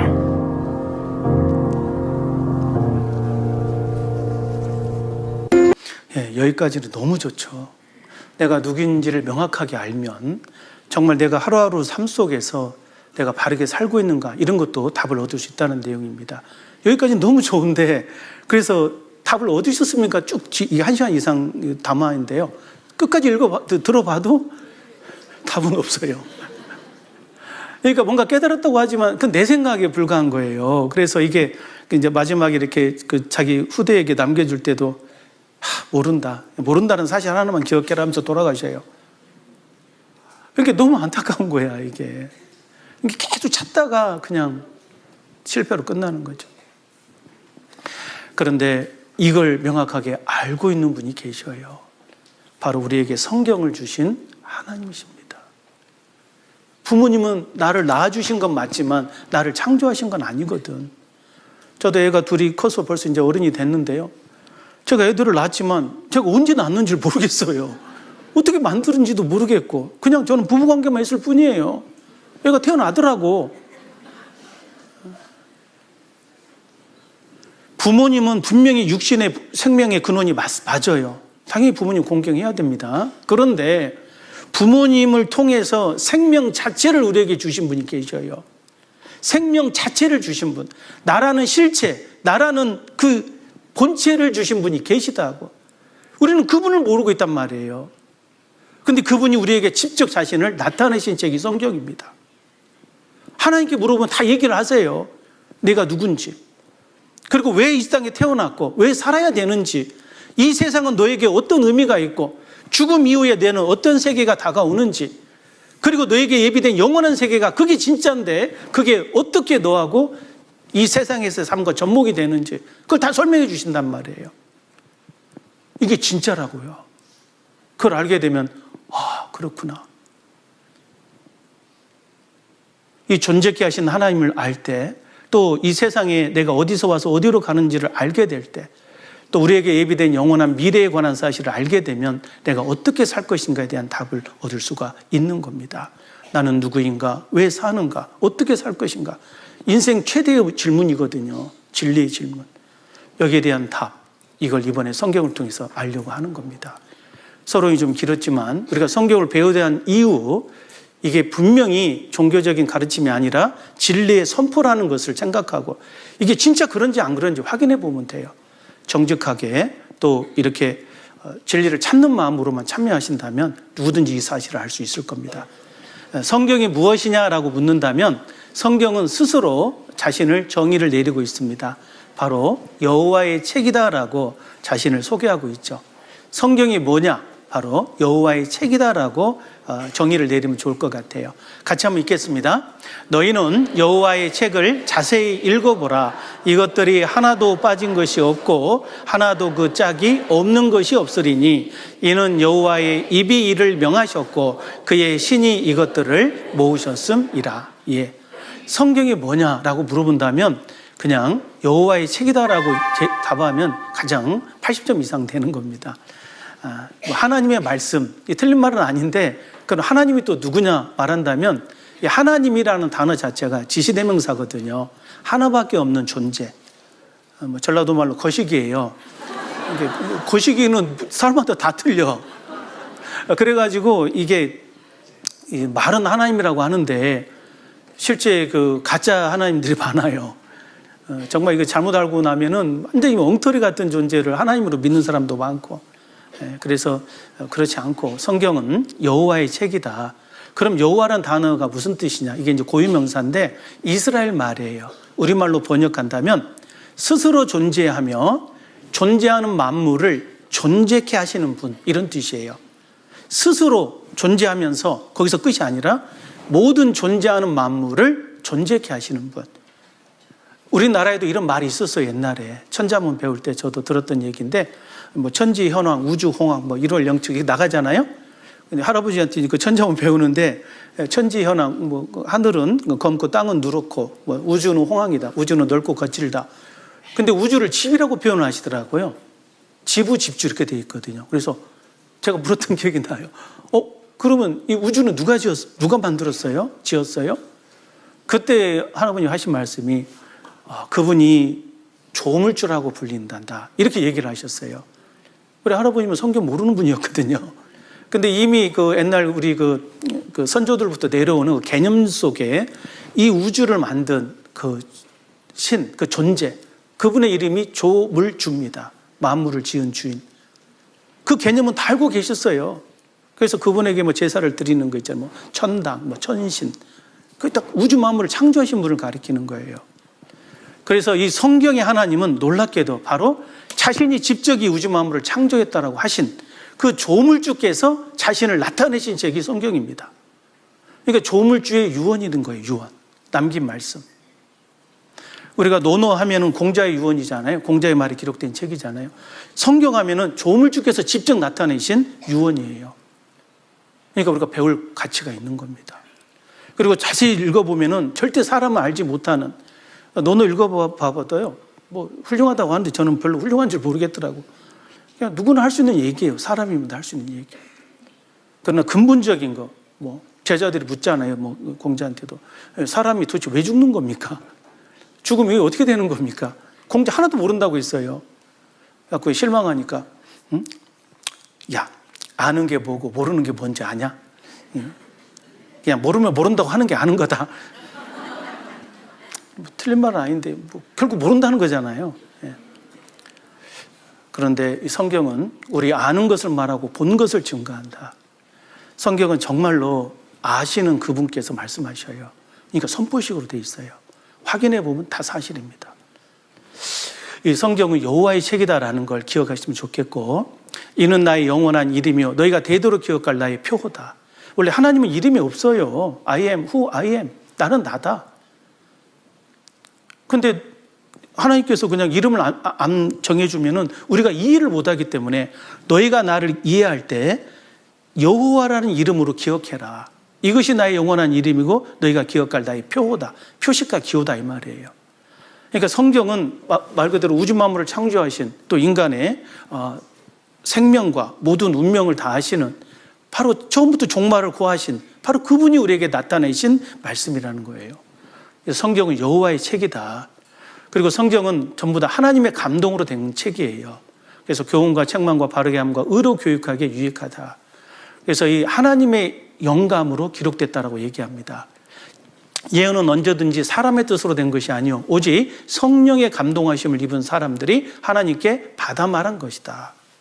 그래서 이게 그 코딩이 영적으로 되어 있다고 보시면 돼요. 요즘 이제 코드 디코드란 말 들어보시죠? 코덱. 우리가 이제 아날로그를 디지털로 보내고 다시 디지털로 아날로그로 바꿀 때 거기서 이제 이제 부호화하는 거, 또 다시 복호화하는 것을 코드 디코드라고 합니다. 하나님께서 인간에게 하나님의 뜻을 나타내기 위해서 영적 감각으로, 영감으로 코딩을 해놓은 것이 성경이에요.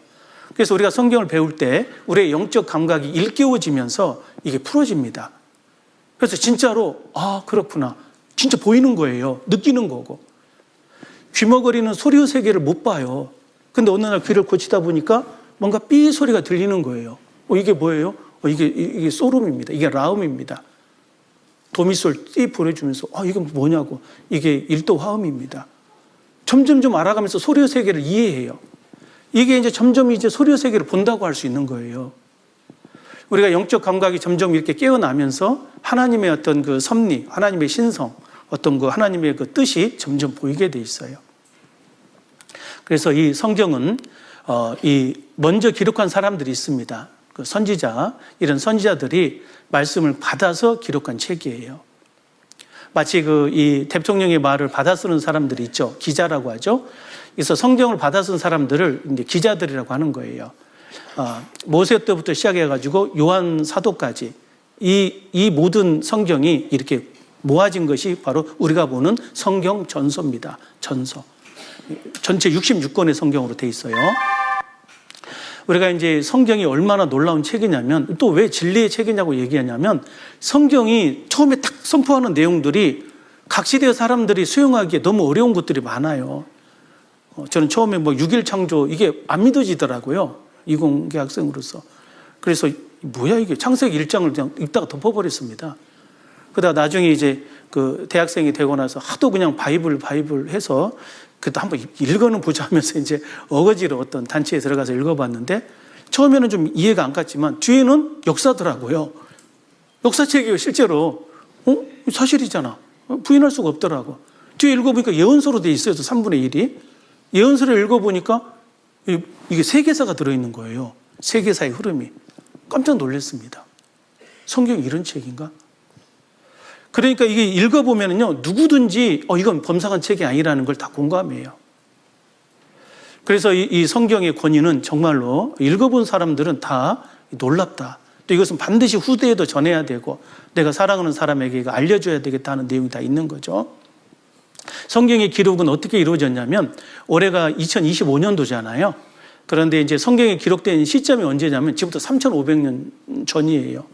우리나라에서 제일 오래된 역사책이 삼국사기, 삼국유사거든요. 이건 800년 전 기록입니다. 그런데 성경은 무려 3,500년 전부터 기록이 돼 있어요.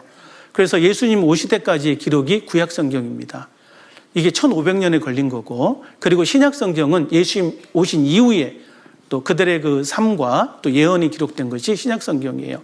전체적으로 성경 전체는 1,600년이나 걸렸어요. 조선왕조가 몇 년이죠? 500년. 조선왕조가 3번은 지난 시기 동안 이 성경이 기록됐다는 겁니다. 그러니까 이 기록 자체만 봐도 기적입니다. 왕조가 바뀌면 누가 조선왕조 기록을 계속 이어서 썼겠어요? 근데 성경은 1,500년 동안이나 계속 동일한 어떤 주제를 가지고 기록이 된다는 거죠. 이 자체가 기적입니다. 약 40여 명의 기자들이 있고, 또 더 놀라운 것은 기록 내용이 인류 역사의 시작부터 끝까지가 기록이 돼 있어요. 그리고 이 내용들이, 과거의 내용들이 역사적인 증거와 경험적인 사실로 우리에게 설명하고 있고, 또 미래에 될 일도 확인해 봐라. 반드시 때가 되면 이 예언이 이루어질 거다라고 하는 성취로 기록이 된 책이 바로 성경이에요. 그러니까 성경이 얼마나 정말 이렇게 과학적인 책이냐면 확인해 보라는 거예요.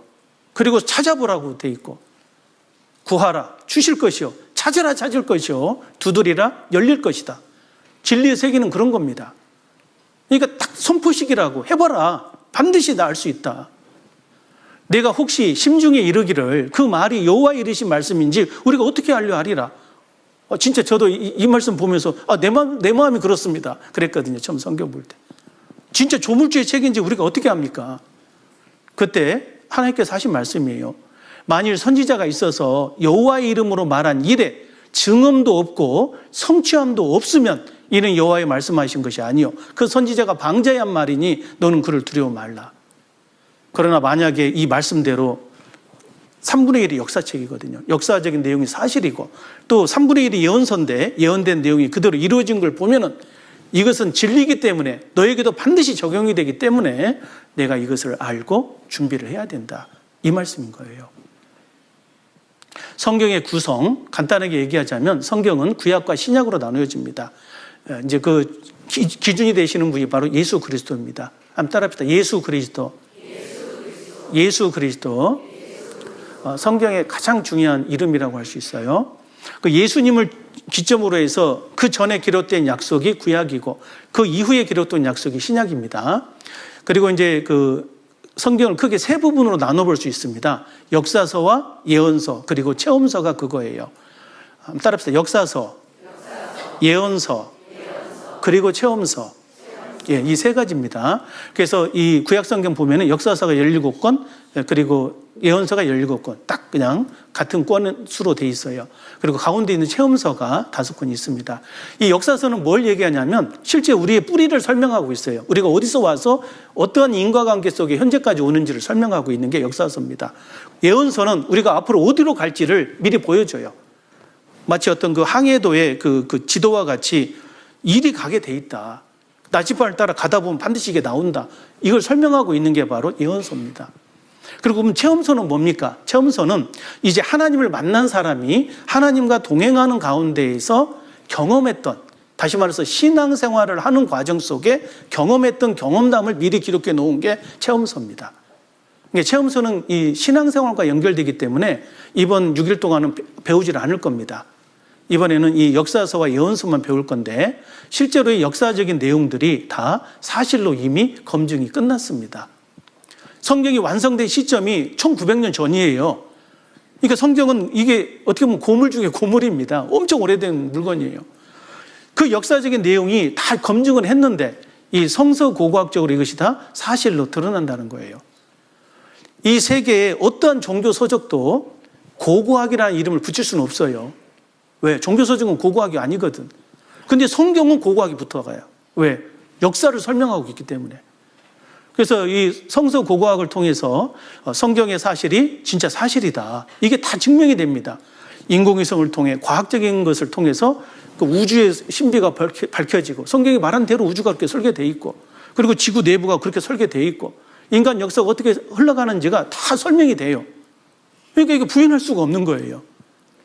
처음에는 설마 했던 것이 이게 장난이 아닌데 뭐야 이런 것까지 맞는다고? 우와 이건 진짜로 이건 보통 책이 아니다. 누구나 공부하신 분들은 다 공감을 한다는 거죠. 역사적으로 성경의 기록이 정확성이 높다라고 하고 있고 성경 기록 사실에 가깝다. 야, 사실이다 이러면 좋겠는데 그러면 다른 종교가 다 문 닫아야 되잖아요. 그러니까 그냥 또 이 사람이 좀 돈 받고 좀 바꾼 것 같아요. 아니, 실제로 성경에서 사실이 아닌 것 여러분들 찾아내잖아요. 그럼 여러분 아마 엄청나게 아마 뜰 겁니다. 이 성경이 이게 다 사실이라고 얘기하거든요. 아닌 거 발견하면 대박 나는 거예요, 실제로.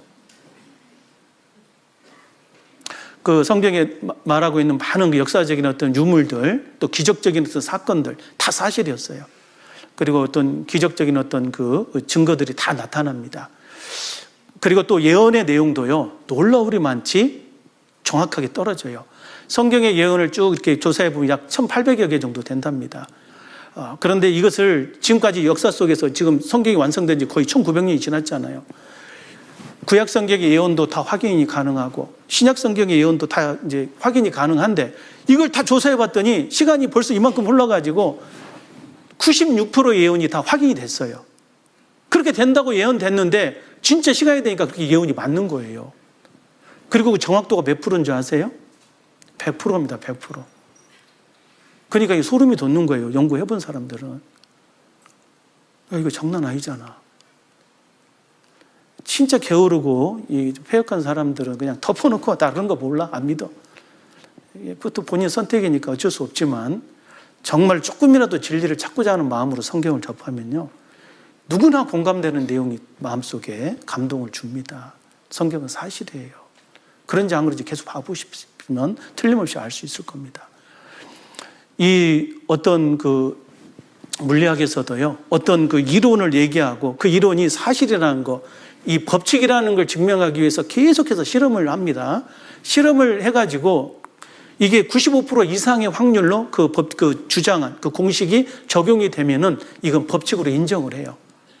나머지 5% 정도는 이 플러스 마이너스 이 표준 편차 안에서 인정해 주는 겁니다. 실제 그래요. 예를 들어서 어떤 사람이 이제 농구공이 100개가 있는데 뒤에 농구 골대가 있어요. 근데 보지도 않고 던져요.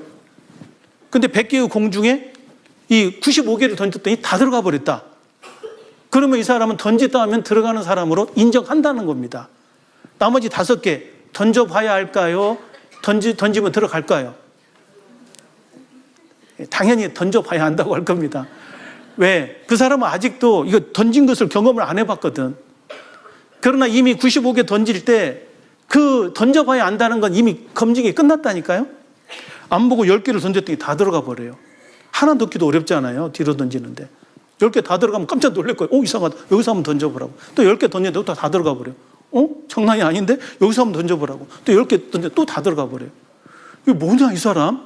또 10개 또 10개 또 10개 해서 90개 다 들어갔어. 야, 마지막으로 5개만 더 던져봐. 5개 던졌는데 또 다 들어갔어.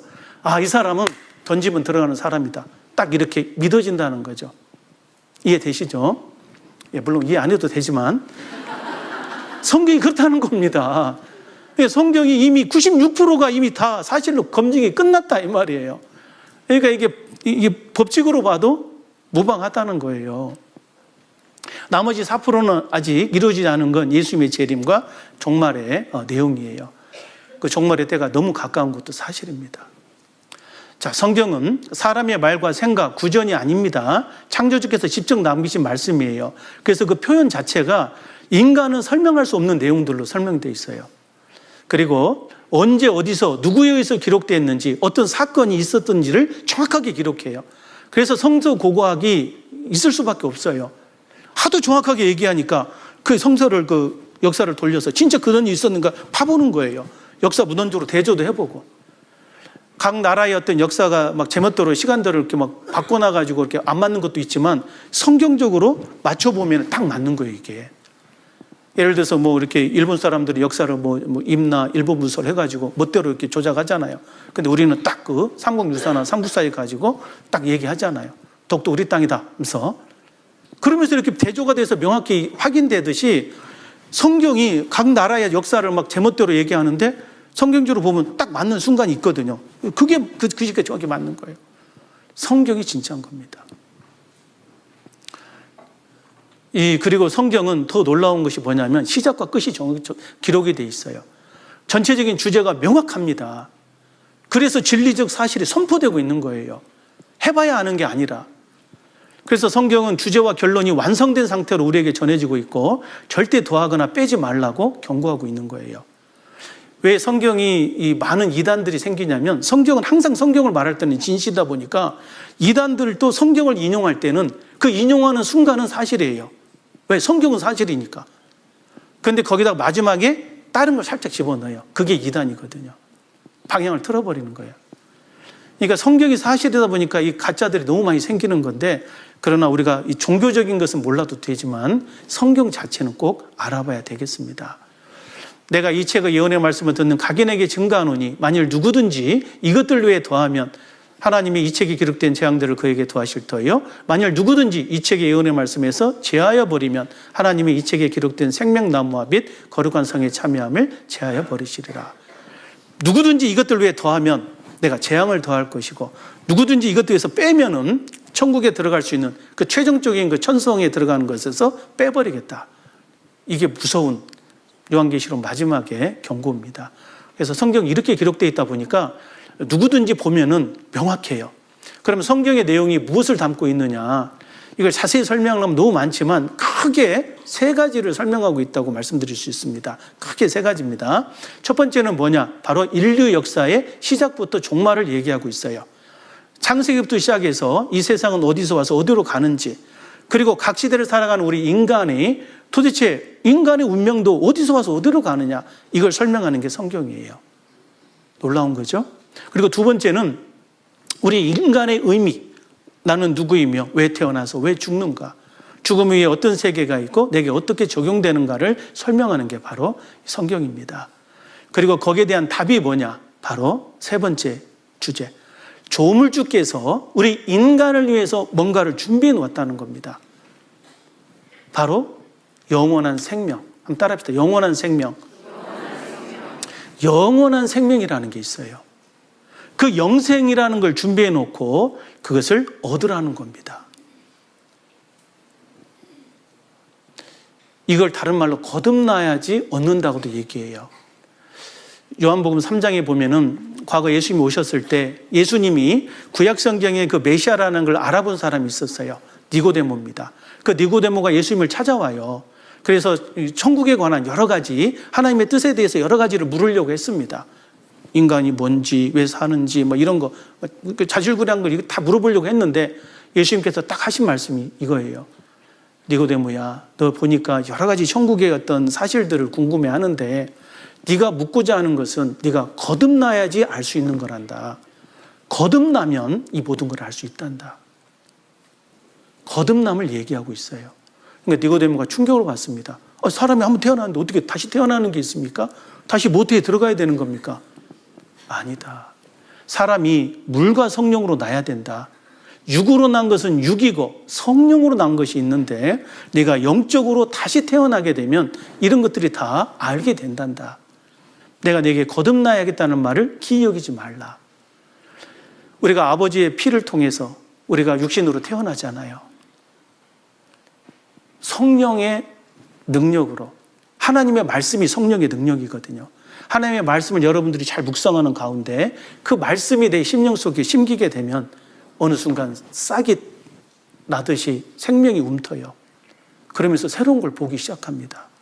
아, 그렇구나. 이게 거듭나는 게 있어요. 그리고 거듭남을 통해서 우리가 영원한 생명을 약속을 받는 겁니다. 같이 읽겠습니다. 너희가 성경에서 영생을 얻는 줄 생각하고 성경을 상고하거니와 이 성경이 곧 내게 대하여 증가하는 것이로다. 우리가 성경을 배우는 목적, 궁극적인 주제는 영생을 얻는 겁니다. 한번 따라합시다. 영원한 생명. 이 영생을 얻기 위해서 우리가 성경을 공부하는 건데 그 주제가 바로 예수님이에요. 왜 그런지는 이제 우리가 쭉 이제 성경을 배워보시면 알게 될 거예요. 왜 예수님에 대해서 알아야 된다고 얘기하는지, 왜 성경이 예수님을 기점으로 구약과 신약으로 나누어지는지 그 모든 걸 알게 됩니다. 어쨌든 성경에서 우리에게 약속하신 약속은 영원한 생명이라는 걸 깊이 생각해야 돼요. 이 영생에 대해서 많은 사람들이요, 그 가치를 몰라요. 제가 전도하다 보면 이 영생에 대한 얘기할 때 조시는 분이 있어요.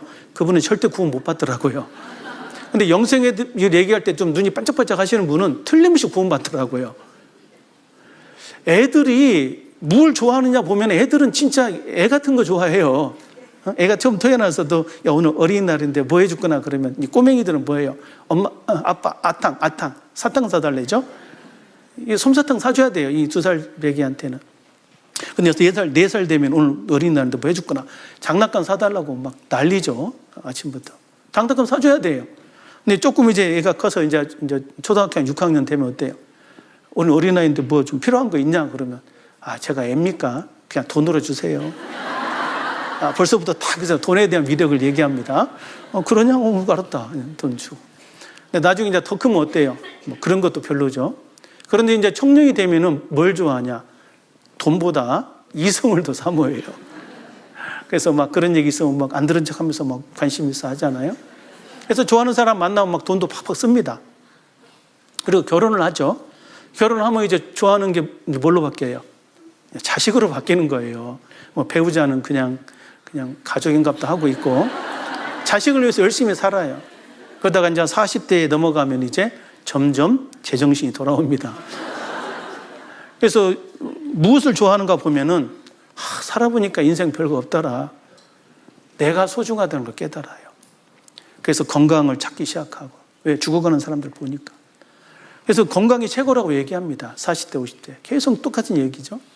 그러다가 이제 60대, 70대 넘어가면서부터 건강, 근본적으로 생명에 대한 경외감이 형성이 돼요. 왜 할아버지, 할머니들이 이렇게 손자, 손녀를 보면 그렇게 좋아합니까? 우리 애들 낳았을 때는 못생겼잖아요. 근데 할아버님은 너무 막 이쁘다고 하는 거예요. 뭐가 그렇게 이쁘지?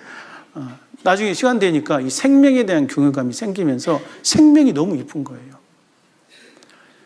사람이 온 천하를 얻고도 자기 목숨을 잃으면 무엇이 유익하냐? 마지막에는 생명이에요. 그 생명에 관한 것을 말씀하신 책이 성경입니다. 영원한 생명. 아프더라도 오래 살고 싶다. 이런 아프면서 오래 사는 게 아니고 완전한 몸, 의와 평강과 희락의 세계, 다시는 애통하는 것이나 눈물 흘릴 일이 없는 영원한 세계. 하나님이 예비하신 영원한 천국이 있다라는 겁니다. 그 천국이 있기 때문에 그 천국에 들어가라는 거예요. 그걸 약속해 놓은 게 성경이라는 겁니다. 그래서 이 성경이 얼마나 중요한 책이냐. 우리에게 영생을 얻게 한다는 거예요. 전 세계에 이 성경을 이렇게 믿는 사람들이 성경에서 제일 중요한 구절을 꼽으라면은 하나같이 꼽는 게 바로 요한복음 3장 16절 17절입니다. 같이 한번 읽겠습니다. 하나님이 세상을 이처럼 사랑하사 독생자를 주셨으니 이는 저를 믿는 자마다 멸망치 않고 영생을 얻게 하려 하심이니라. 하나님이 그 아들을 세상에 보내신 것은 세상을 심판하려 하심이 아니요 저로 말미암아 세상이 구원을 받게 하려 하심이라. 예, 우리가 성경을 통해서 반드시 예수 그리스도를 통해서 완성된 복음이 있어요. 그 사실을 알고 믿는 자는 멸망치 않는데요. 이거 모르면 어떻게 되는데요? 예, 멸망케 되는 일이 있습니다. 여러분의 운명이 그렇다는 거예요. 죄송하지만. 처음부터 종말을 구하면 좀 싫어하죠. 태어났을 때 막 기뻐하는데 옆에서 야, 너 죽을 거 왜 태어났냐? 이러고 있으면 갑자기 초치잖아요. 근데 사실은 죽는 거예요, 인생이. 우리의 운명이요. 죄송하지만 천국에 못 갈 운명입니다. 멸망케 되는 운명 속에 있다라는 겁니다. 그런데 그런 우리들이 멸망치 않고 구원을 받고 영원한 생명에 들어갈 수 있는 길이 있다라는 거예요. 그것이 성경에 기록되어 있는 겁니다.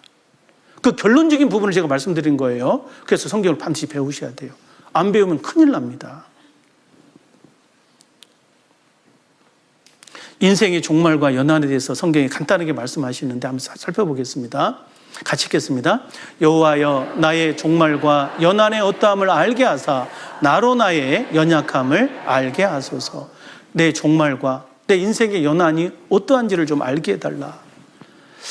사실 우리 인생을 결과적으로 놓고 보면은요, 우리는 결국 죽음을 향해 나아갑니다.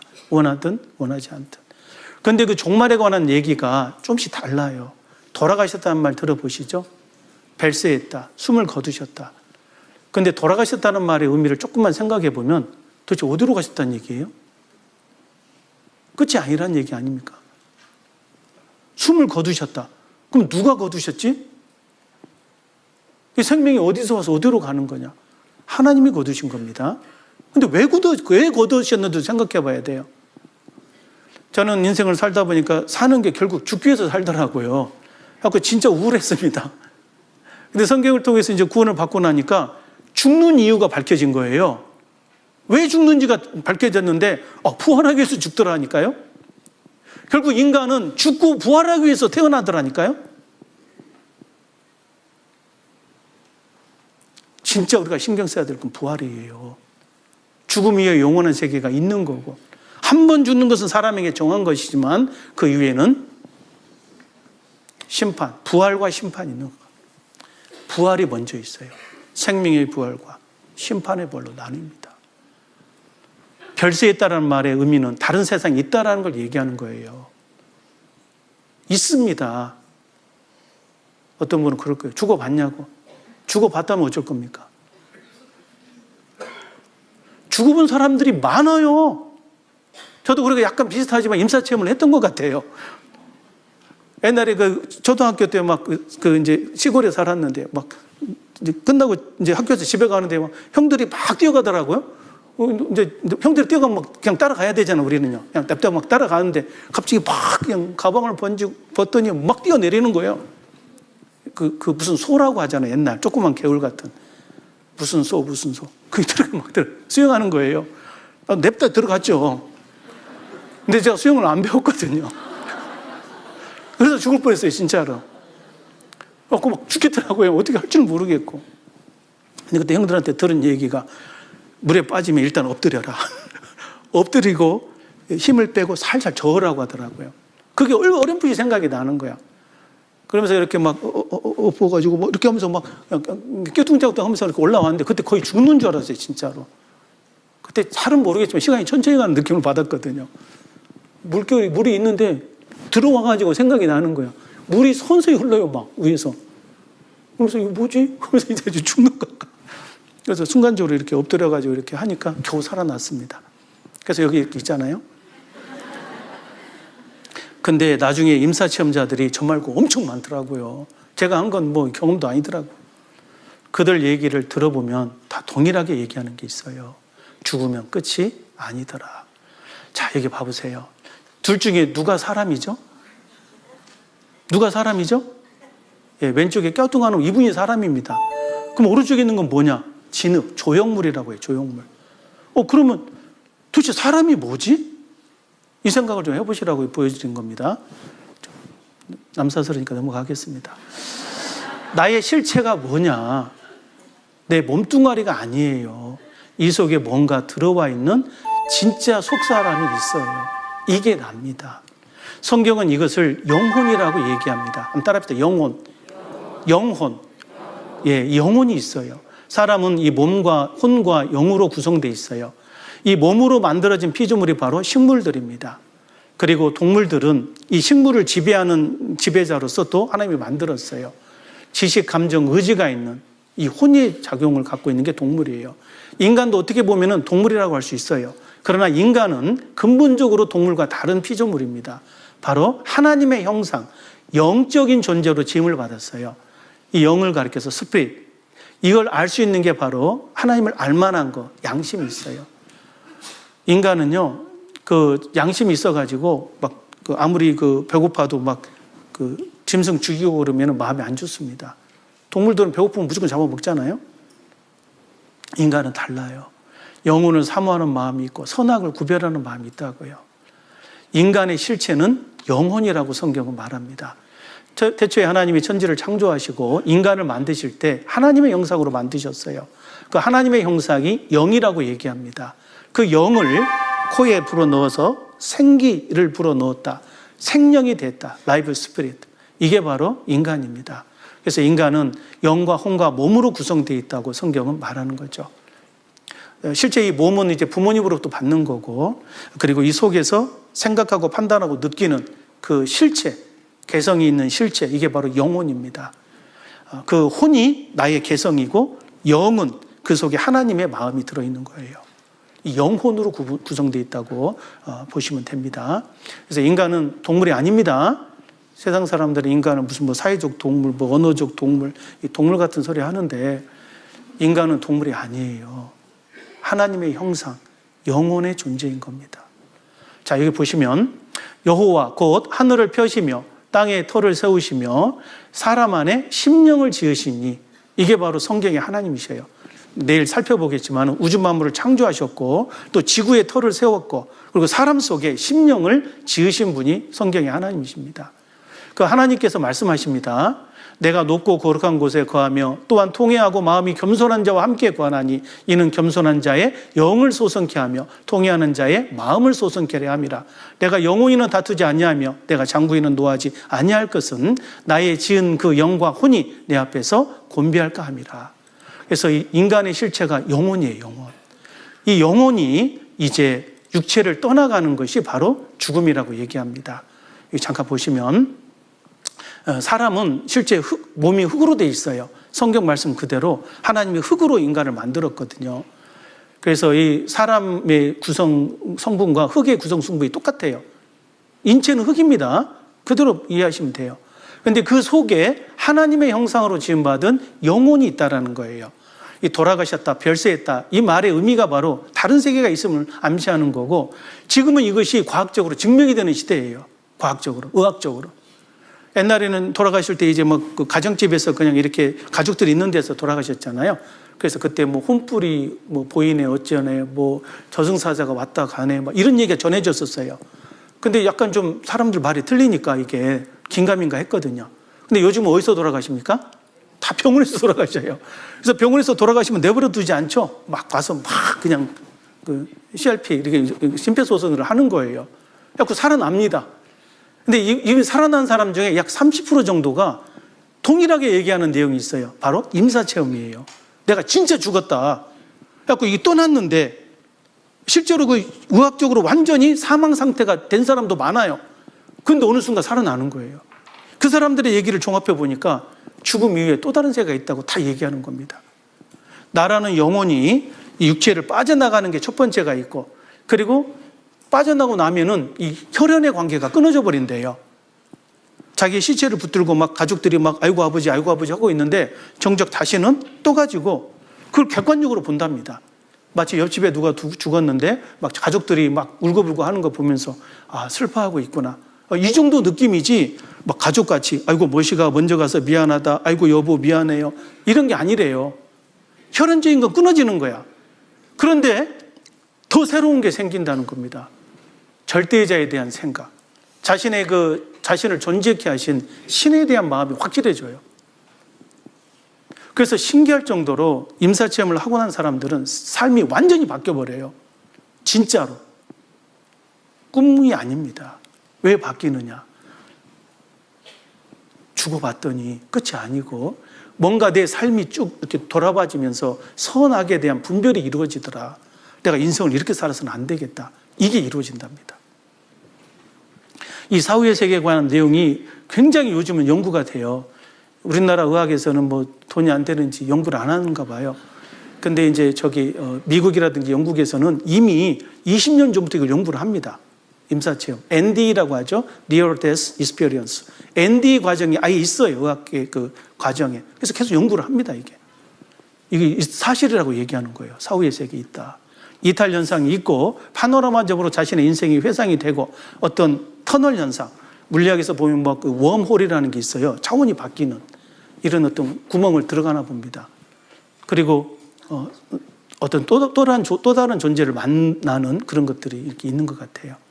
그래서 이런 내용들을 다 설명한 것이 바로 임사체험의 내용이고 죽음 뒤에 또 다른 세가 있음을 다 설명합니다. 이건 팩트입니다.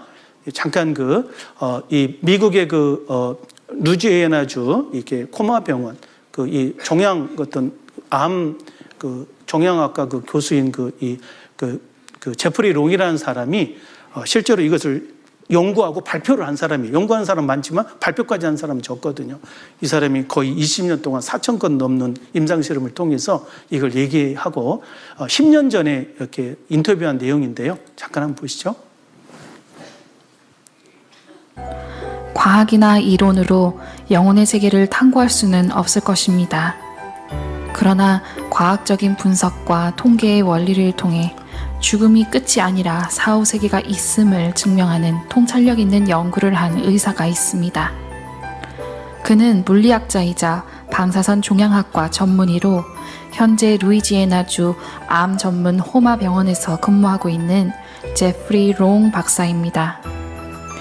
1998년 롱 박사는 임사체험 연구재단을 설립하였고 20년 넘게 4,000건의 임사체험 케이스를 연구하였습니다.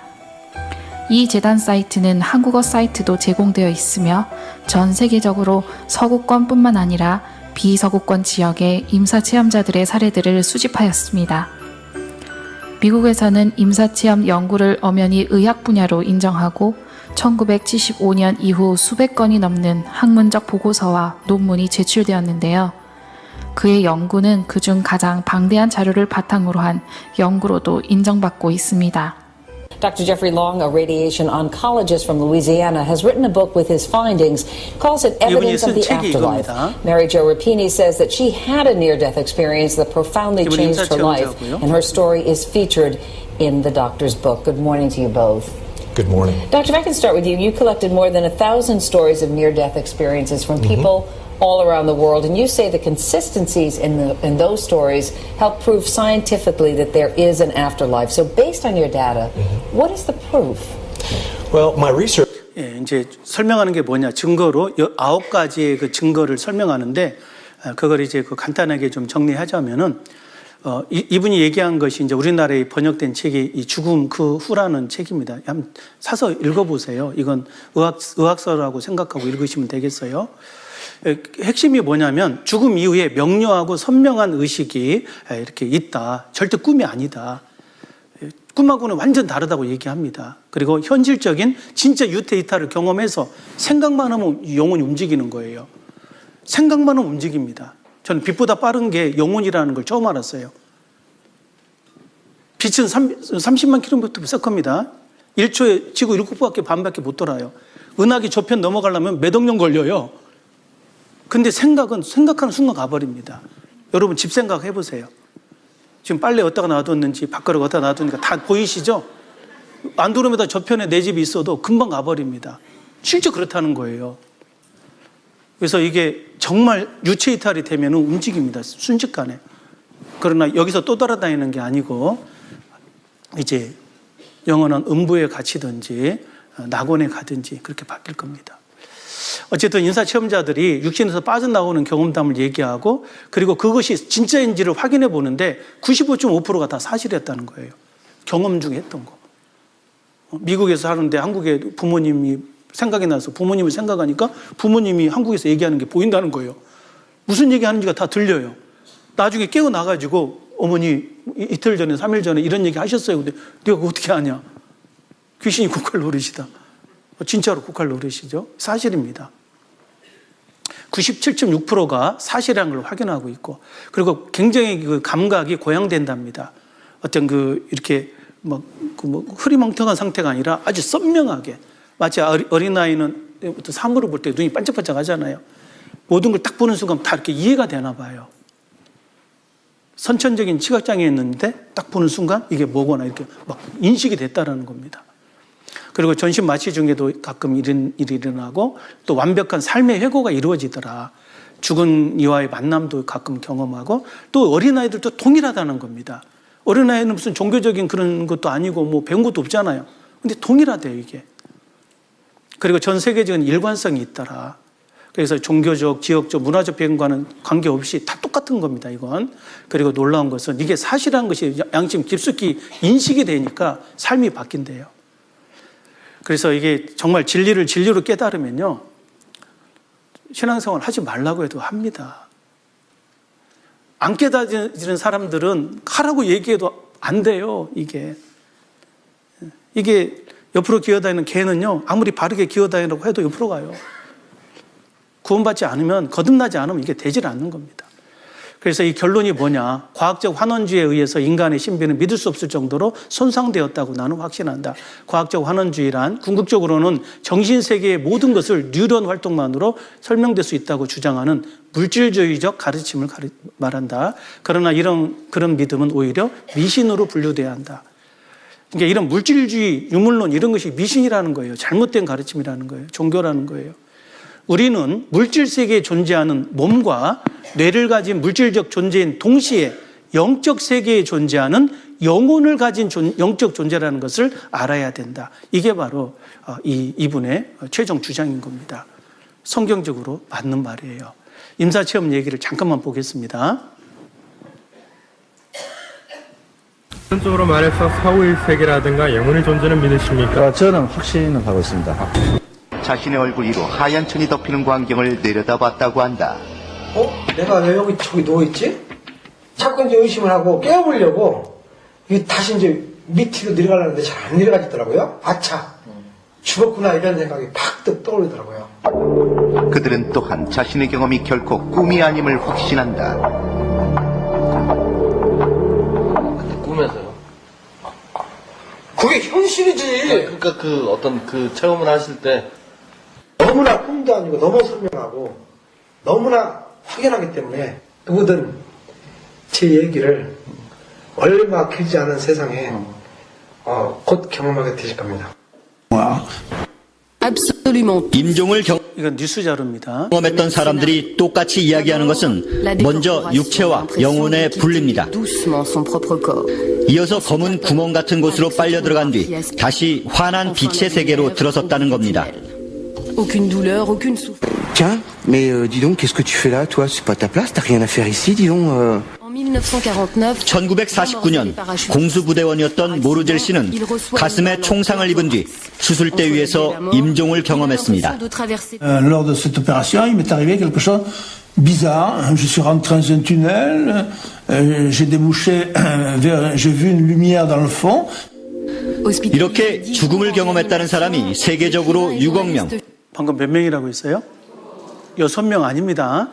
6억 명이라고 돼 있어요. 우리나라 5천만 인구인데 10배가 넘습니다. 프랑스에서만 수십만 명에 이릅니다.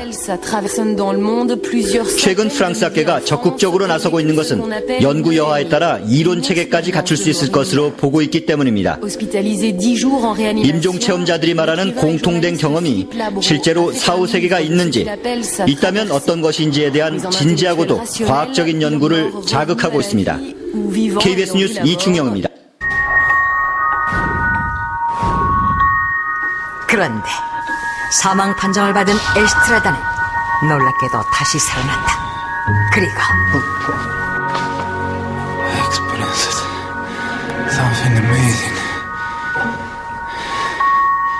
이에 대해 학자들은 뱀 레놀즈가 뇌가 죽은 상태에서 NDE, 즉 임사체험을 한 것이며 명백한 의학적 사망 상태에서 그녀가 임사체험을 했다는 것은 곧 영혼이 존재한다는 것을 입증하는 것이라고 강력히 주장했다. 그 미국에서는 영혼을 연구하는 과목이 100개 이상 의과대학에 개설됐고 영국 옥스퍼드 대학에서는 영혼 치료에 관한 의과대학 전공서도 나왔다. 논란에도 불구하고 이미 의학계에서는 영혼이라는 주제가 연구 대상으로 자리 잡은 것이다. 예, 죽으면 끝이 아닙니다, 여러분. 다른 건 다 차치하더라도 이번 기간에 정말로 내 죽음 이후에 나의 진정한 나의 실체, 영혼에 대해서 깊이 있게 생각하고 준비할 수 있는 시간이 되었으면 좋겠어요. 여러분 아침마다 이렇게 거울 볼 때 뭐 보세요? 맨날 얼굴하고 머리만 보시죠? 화장톤 생각하시죠? 여러분 눈을 좀 봐보세요. 여러분 거울 속에 눈을 잘 보시면 여러분의 영혼이 여러분에게 던지는 얘기가 있어요. 야, 너 왜 사냐? 너 이렇게 사는 게 맞냐? 죽을 준비했냐? 물어볼 겁니다. 정말 어떤 분에게는 어거지러운 시간일 수 있지만 구도자적인 마음을 조금이라도 가진 분이 있다면 이번 성경 강해내는 정말 엄청난 시간이 될 겁니다. 절대 저는 제 개인적인 얘기를 하는 것도 아니고 또 정말로 어떤 양심적으로 사실을 설명하려고 노력할 거예요. 인도하시는 분들의 그 진심을 외면하지 마시고 잘 보시면은 사람이 정말로 하나님 앞에 어떠한 존재인지 또 하나님께서 내게 예비하신 그 엄청난 축복, 사랑이 무엇인지를 깨달을 수 있습니다. 절대 외면하지 마시고 내일 다시 뵀으면 좋겠습니다. 내일 다시 뵙겠습니다. 네, 감사합니다. 기도하겠습니다. 거룩하신 하나님 감사합니다. 저희에게 진리의 말씀 성경을 남겨주심으로 또 오늘을 사는 저희들에게 저희가 반드시 알아야 되는 귀한 진리의 사실들을 일깨워 주시니 진심으로 감사합니다. 이 가운데 나온 모든 분들 주님께서 사랑하심인 줄 믿습니다. 끝까지 도와주시고 어찌하든지 주님의 생명의 복음을 꼭 소유할 수 있도록 인도해 주옵소서. 귀로만 듣는 것이 아니라 참으로 마음에 그 생명이 심겨질 수 있도록 역사해 주시고 또 주의 영광을 위하여 구원의 은혜를 나타내 주옵소서. 모든 것 자비하신 주 성령님의 은혜와 그 인도의 손길에 부탁드리며 저희를 사랑하시는 예수님 이름 받들어 감사하며 기도드리옵나이다. 아멘.